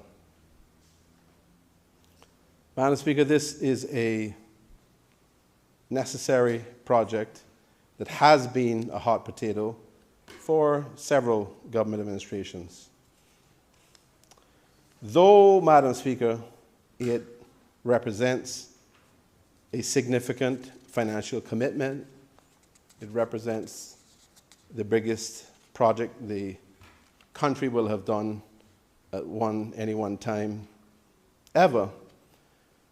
Madam Speaker, it is really the only viable option that we have available to this country to responsibly manage our solid waste, given the previous decisions taken, which included keeping it at the solid waste management at the current location, or the decision to enter into an agreement with the preferred bidder in March 21. Madam Speaker, despite comments made by various members of the opposition, what was left to be done following the execution of the project agreement in March 2021, March 25th, I think it was, 2021, and the land transfer agreement, related land transfer agreement prior to that, this hardly left a deal nearly done, as was commented previously. Madam Speaker, some of the project team have described that stage as an agreement to negotiate, finalize, and sign 30 more agreements. Madam Speaker, after 2 years of analysis, evaluation, and negotiation, we are on the cusp. We are very close to finalizing mutually agreeable terms and getting to what is contemplated or considered as financial close under the relevant documentation. Madam Speaker, the reality is we do not have alternatives which can be developed, approved, and made ready before the current landfill runs out of space. And it is, though a significant project, and as noted earlier, the biggest project the government will have carried out, it is, as we have demonstrated with the SPS, this SPS, a manageable project from a fiscal perspective. Madam Speaker, for 40 years we've kicked the can down the road on these problems and these issues, and now we're running out of time, and now, Madam Speaker, is the time to solve the problem in a sustainable, modern, reliable way while we are just ahead of the tipping point. Madam Speaker, to prepare for the future, we need a healthy population. So to move on, we need to ensure an equitable, sustainable, and successful healthcare system. That is vital, Madam Speaker. Madam Speaker, falling under the Ministry of Health and Wellness, this will be achieved through a comprehensive review and update of the National Strategic Health Policy. We will also need people who are well educated, leading to the next specific outcome, and that is improving education to promote lifelong learning and greater economic mobility. Madam Speaker, this will require several areas of government working in tandem with plans and to promote lifelong learning, including expanding and enhancing the current national tourism strategy, the expansion of Prospect Primary School, building a new Edna Moyle Primary School, building the 4th Academy at Clifton Hunter, increasing and strengthening early education programs by establishing nurseries at East End Primary School and at Edna Moyle Primary School, and offering free tertiary education at the University College of the Cayman Islands and International College of the Cayman Islands.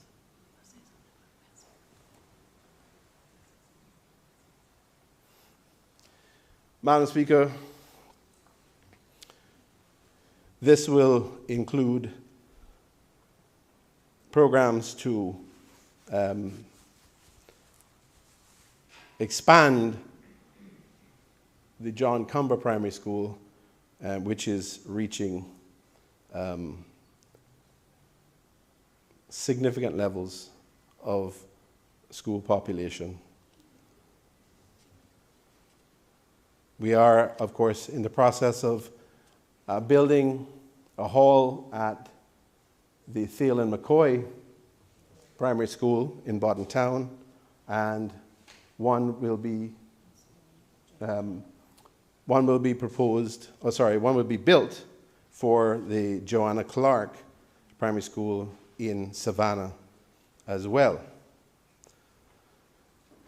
Madam Speaker, vital to securing our future adaptability and success is supporting climate change, resilience, and sustainable development. Projects to achieve this aim at a high level include the development and implementation of the climate change policy, which will be going out to public consultation shortly, implementation of the national energy policy, which has been undergoing a recent required 5-year review, completion of the Cayman Islands National Weather Service headquarters, and facilitating responsible management and sustainable use of the natural environment and the natural resources of the Cayman Islands. We must also prepare, Madam Speaker, for the future by protecting the well-being of Cayman's youth so they can achieve their full potential. Future-proofing youth-related projects include providing grant opportunities for young people, monitoring to ensure vibrant programming and safeguarding practices and policies are in place for all youth-related organizations, cross-ministerial and interagency collaboration and coordination on youth-related issues, and the development of a national policy and plan, implementation of a plan in respect of our youth, Madam Speaker. Madam Speaker,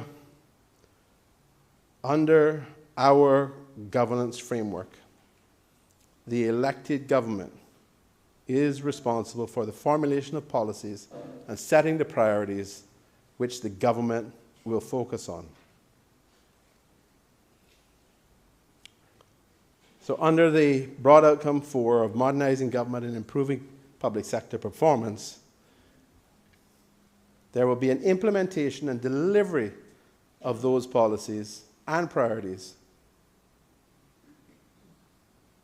which will remain the responsibility of the public sector and will include the core civil service, as well as statutory authorities and government-owned companies. While a growing population and expanding economy requires more public services, A sustainable approach dictates that greater emphasis be placed on increasing efficiency and effectiveness of the delivery of those services.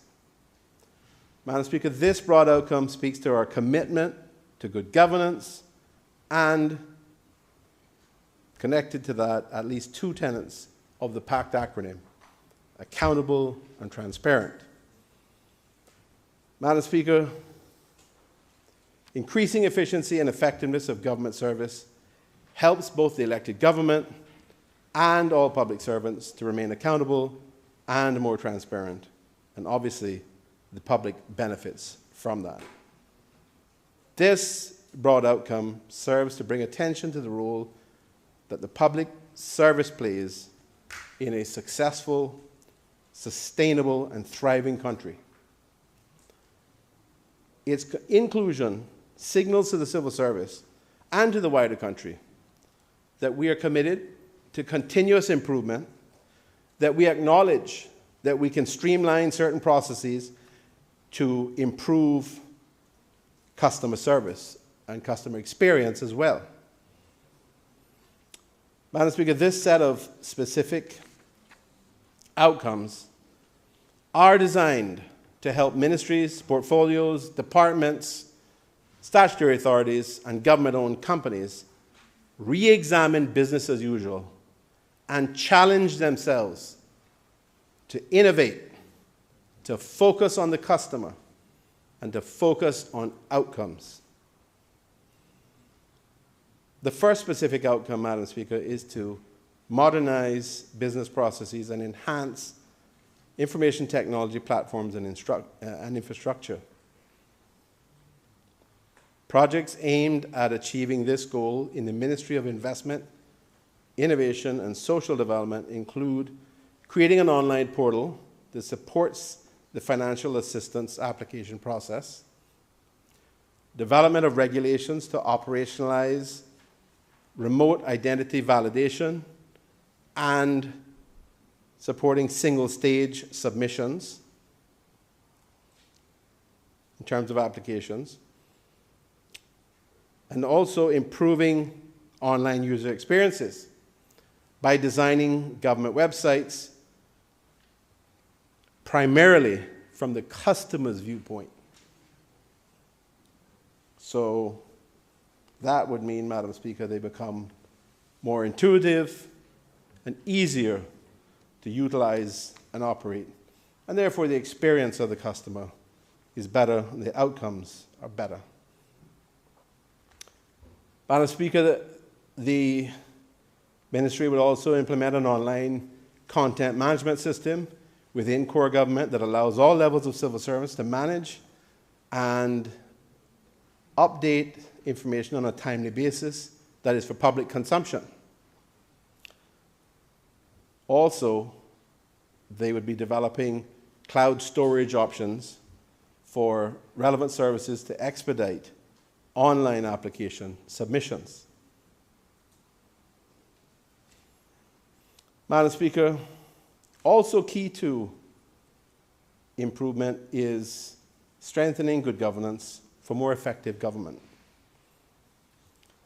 The Ministry of Planning, Agriculture, Housing and Infrastructure is tasked with developing a more effective governance structure for agriculture in our islands and will deliver a legislative agenda to benefit the agricultural sector, including the Plant Protection Act, the Pesticide Control Act and associated regulations, a revised or New Animals Act, the Veterinary Act, and the Agriculture Act, Madam Speaker.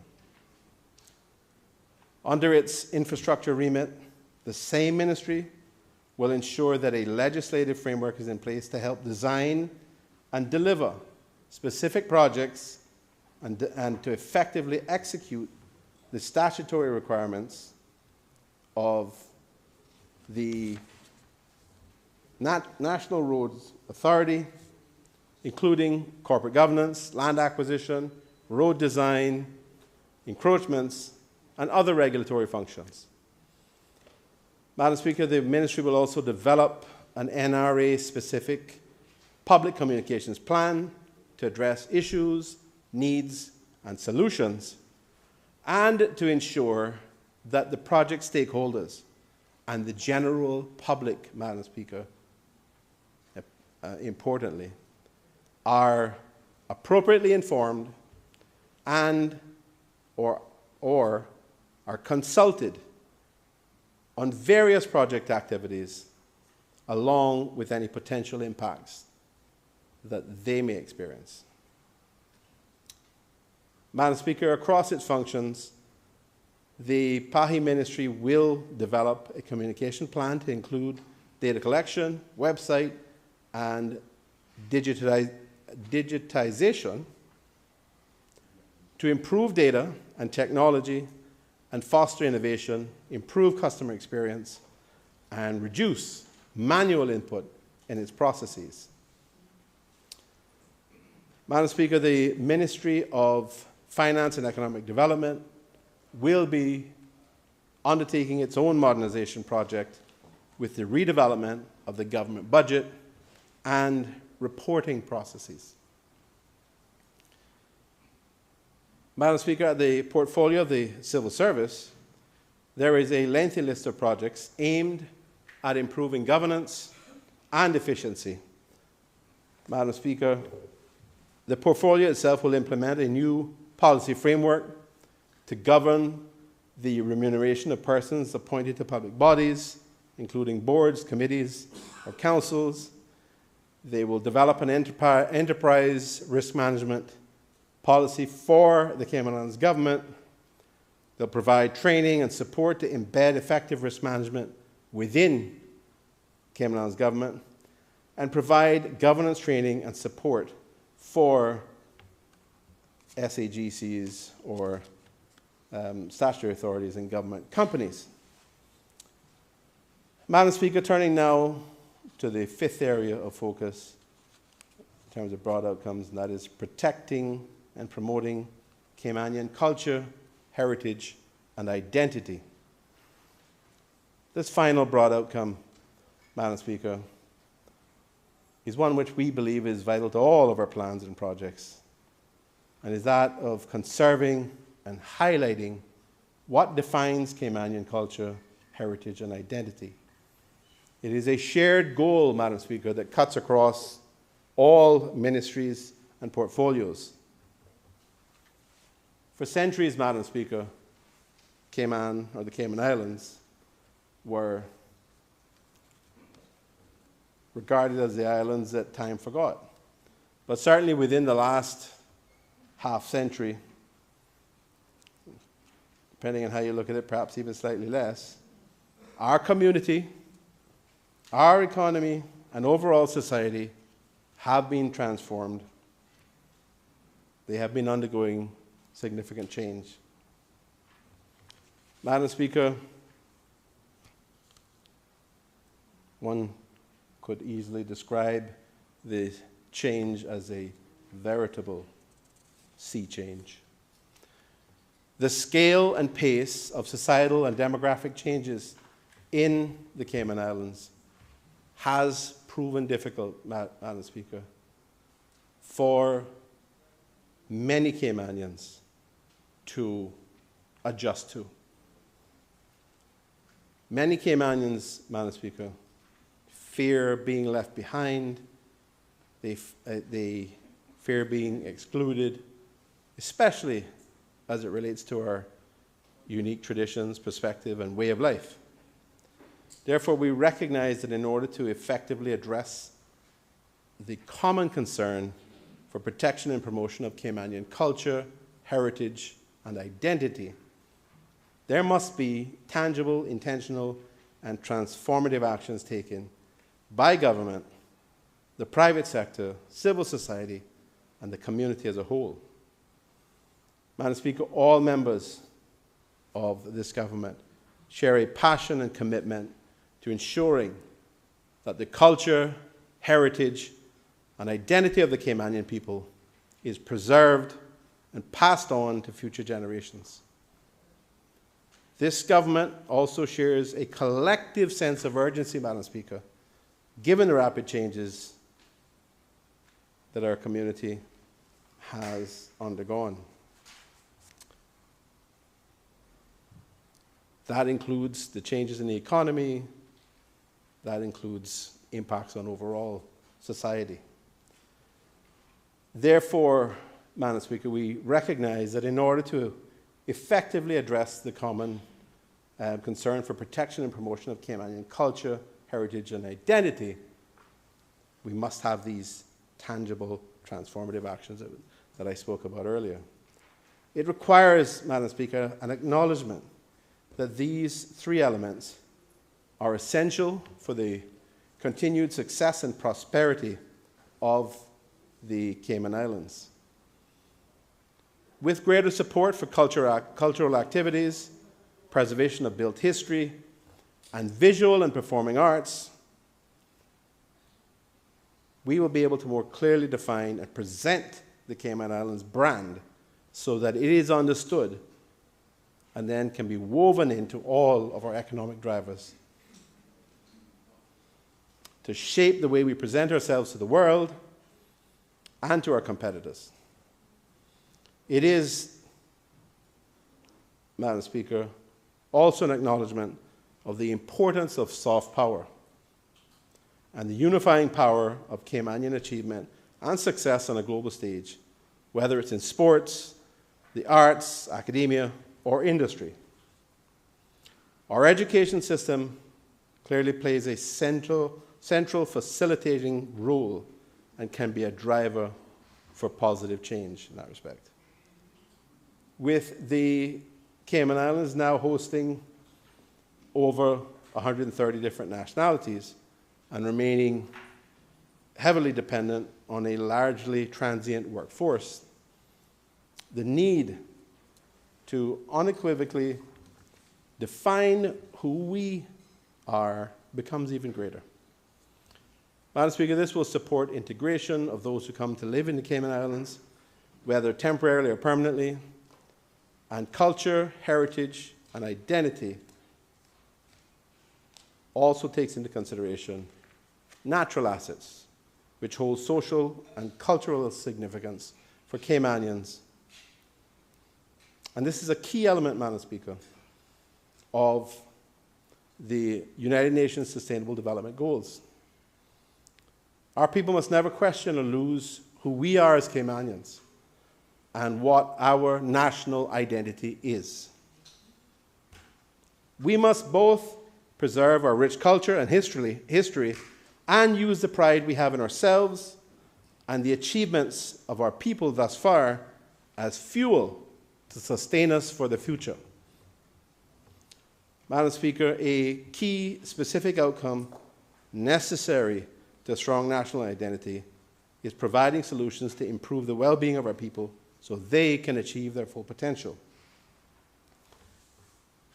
A key priority project aimed at achieving this outcome, Madam Speaker, is under the remit of the Ministry of Health and Wellness and will have public health as a partner with partnering with related NGOs to promote public awareness within the community with regard to aging and disabilities and their impact on the preservation of culture. Another vital specific outcome relating to national heritage and identity is cultivate civic and national pride. All of these, Madam Speaker, can be found set out in the SPS. Madam Speaker, initiatives spread across a range of ministries and portfolios in the achievement of this objective, beginning with the Ministry of Planning, Agriculture, Housing and Infrastructure, improving the physical beauty and aesthetics of our communities, through the stronger enforcement of existing laws and the amendment of relevant laws and the development of a policy and design style that adopts the use of Caymanian architecture in government buildings.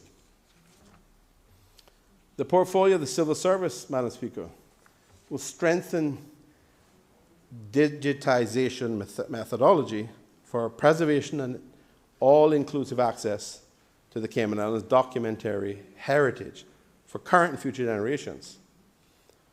The Ministry of Youth, Sports, Culture and Heritage will advocate for policy changes in the area of retrieving, retaining and maintaining historical and cultural artifacts, traditions and sites. And they will also adopt a multidisciplinary approach across all sectors by participating in and providing feedback on policy and programming initiatives, recognizing that culture and heritage cross all sectors. Madam Speaker, improving education to promote lifelong learning and greater economic mobility is another outcome that is necessary to preserve both the preservation of heritage and the forging of national identity. In terms of primary and secondary education, the Ministry of Education will ensure that school curriculum includes courses, school programs, and extracurricular activities which promote and provide exposure to Caymanian culture and heritage. Madam Speaker, it is important to note that the achievement of these broad outcomes will necessitate the work and cooperation of several government ministries, departments, and units. Some individually, some collaborating at the same time.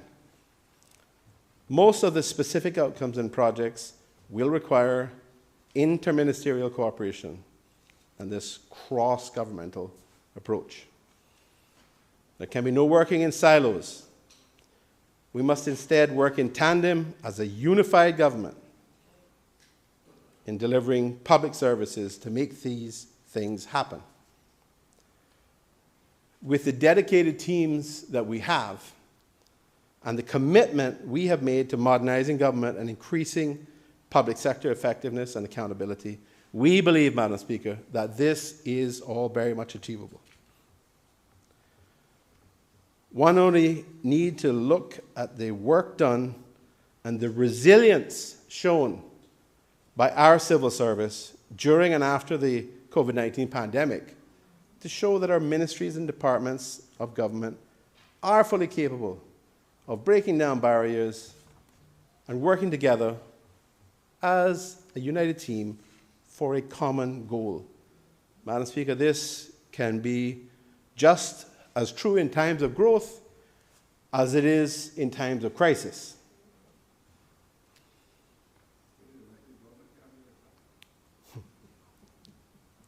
We hear. Madam Speaker, I hope that the strategic policy statement of this PAC government for 2024 through to 2026 shows carefully that we have carefully considered the challenges of the Cayman Islands, or confronting the Cayman Islands as a whole, both from a higher level bird's eye view all the way down to granular levels. And we've developed both our broad and specific desired outcomes and the strategies, projects, and funding required to achieve them. In doing so, Madam Speaker, we have not taken the political view, as a cynics among us may suggest, but we've listened to the public, Madam Speaker, the Caymanian people, and the public servants who both advise on and execute the policies that deliver these transformational benefits to our Caymanian people.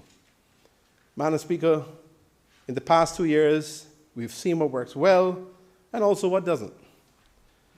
We're at the midpoint of this administration with the experience under our belts to see how our collective vision is shaping up and understanding where our strategies may need to be tweaked slightly or perhaps even slightly shifted. Such is the nature of any endeavor, Madam Speaker. But as you have surely seen and understood from everything that I've outlined today, Madam Speaker, our core values and our vision has not significantly shifted. There has been no wholesale change in what we as a unified government are aiming to achieve. We remain people-driven, accountable, transparent, and competent as a government, and in our policies and in our actions. Madam Speaker, just to reiterate the broad outcomes: improve quality of life for Caymanians, enhancing competitiveness while meeting international standards, future-proofing to increase resiliency, modernizing government and improving public sector performance, and fifth, protecting and promoting Caymanian culture, heritage, and identity. Under these overarching aims fall all of the same people-centered objectives that were outlined to this House when we presented our first SPS back in July of 2021. Plus more. Madam Speaker, we have identified over the past 2 years the need to robustly support our key industries and shore up our international reputation, while also actively and thoughtfully preparing ourselves for the future, including any natural or man-made crises that may come. So, Madam Speaker, we're continuing to focus on those policies providing for those most basic of human needs, including managing the cost of living, supporting and improving education and training for both children and adults, equity in the job market for Caymanians, ensuring the most vulnerable in our society receive the support and the protection they need, the necessity of access to quality health care, the importance of mental health, the need for affordable housing, the significance of a safe and secure community, and how vital it is that these islands development be holistically sustainable in terms of the environment, in terms of the economy, in terms of the quality of life and benefits for our people, Madam Speaker. Madam Speaker, we are continuing to support our pillar industries and protect them from future threats, while also positioning them for growth.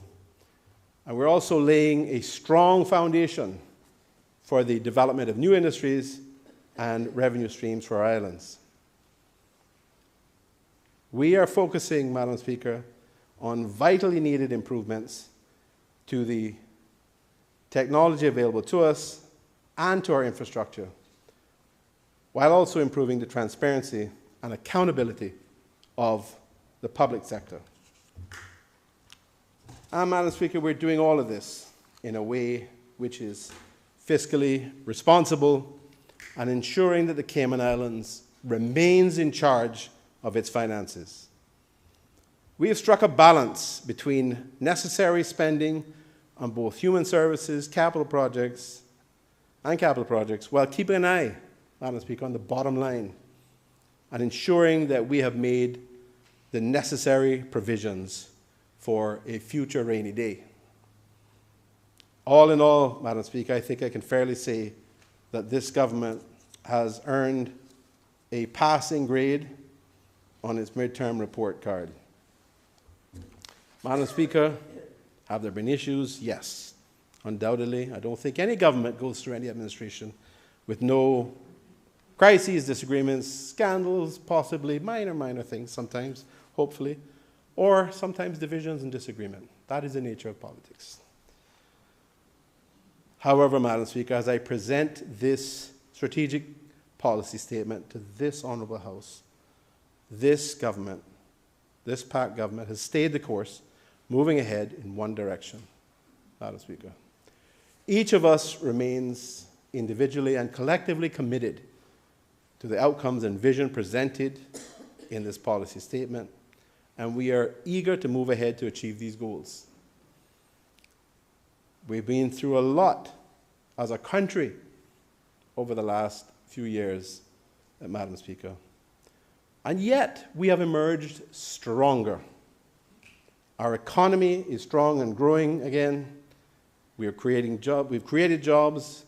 We are continuing to have challenges related to sustainable growth, like managing the traffic problems.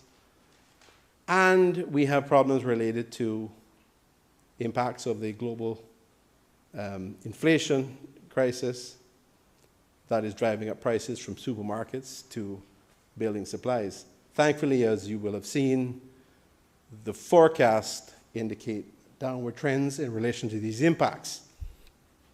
That is a very positive thing for our people, Madam Speaker. Madam Speaker, as has often been said, it is easy to criticize, but hard to govern. Yes, we've delivered a surplus, but that doesn't, Madam Speaker, give us a blank check for fiscal irresponsibility. We cannot, we must not overextend ourselves and mortgage our future because we spend too much, too fast today. Madam Speaker, we only need to look at the SPS, which clearly shows full compliance with all of the principles and the FFR provisions. But what it does also, Madam Speaker, is it highlights that even with what would be considered decent or significant surpluses, given where we've come from with the impacts, particularly related to impacts of the pandemic on the country and on the economy, we're still in a financial state which requires very careful management to avoid becoming irresponsible, to avoid making mistakes. That will bring trade-offs and significant impacts on this country, Madam Speaker, were we to make those kind of mistakes. Instead, Madam Speaker, what we offer in this SPS is a detailed, thoughtful, measured plan to address many of our most vexing challenges. Madam Speaker, in conclusion, I would like to say a very special thank you to the teams of people in each ministry and portfolio who contributed to the content of the SPS, and to the teams in the Cabinet Office, and to the Ministry of Finance and Economic Development, who worked diligently on the evolution of the SPS. And obviously, Madam Speaker, I have to thank my colleagues who have been there with diligent eyes to ensure that what we put together is something that reflects their or our collective and desired outcomes for the people of our country, Madam Speaker. I look forward to continued support of colleagues and the many hard-working public servants who are tasked with making these desired outcomes a reality for a better Cayman Islands in the coming years. Madam Speaker, this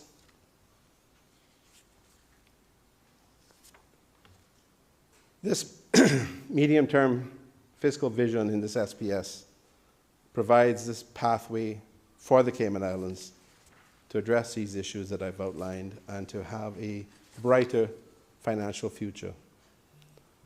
I therefore ask all honourable members of this Parliament to support Government Motion 4, which asks the House to approve these aggregate financial targets and financial allocations contained in the SPS tabled earlier. Madam Speaker, I thank you for the opportunity to speaking to this motion.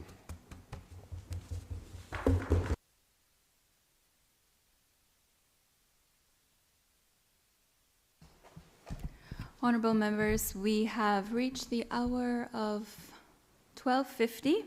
The House will be suspended at this time to facilitate a photo session on the front steps, which members would have received notice for. That was arranged for 12:30, so we're running a little behind. After which we will have lunch in the dining room, and we will resume at 2:15. But before we suspend, I would like to take this opportunity to welcome to this Honorable House the former Speaker, Honorable Mary Lawrence, and the former Member of Parliament and Permanent Secretary, Ms. Lucille Seymour, who have graced us this morning with their presence. I'd also like to extend an invitation to you ladies to join us in the dining room for lunch. Thank you. This Honorable House is now suspended until 2:15.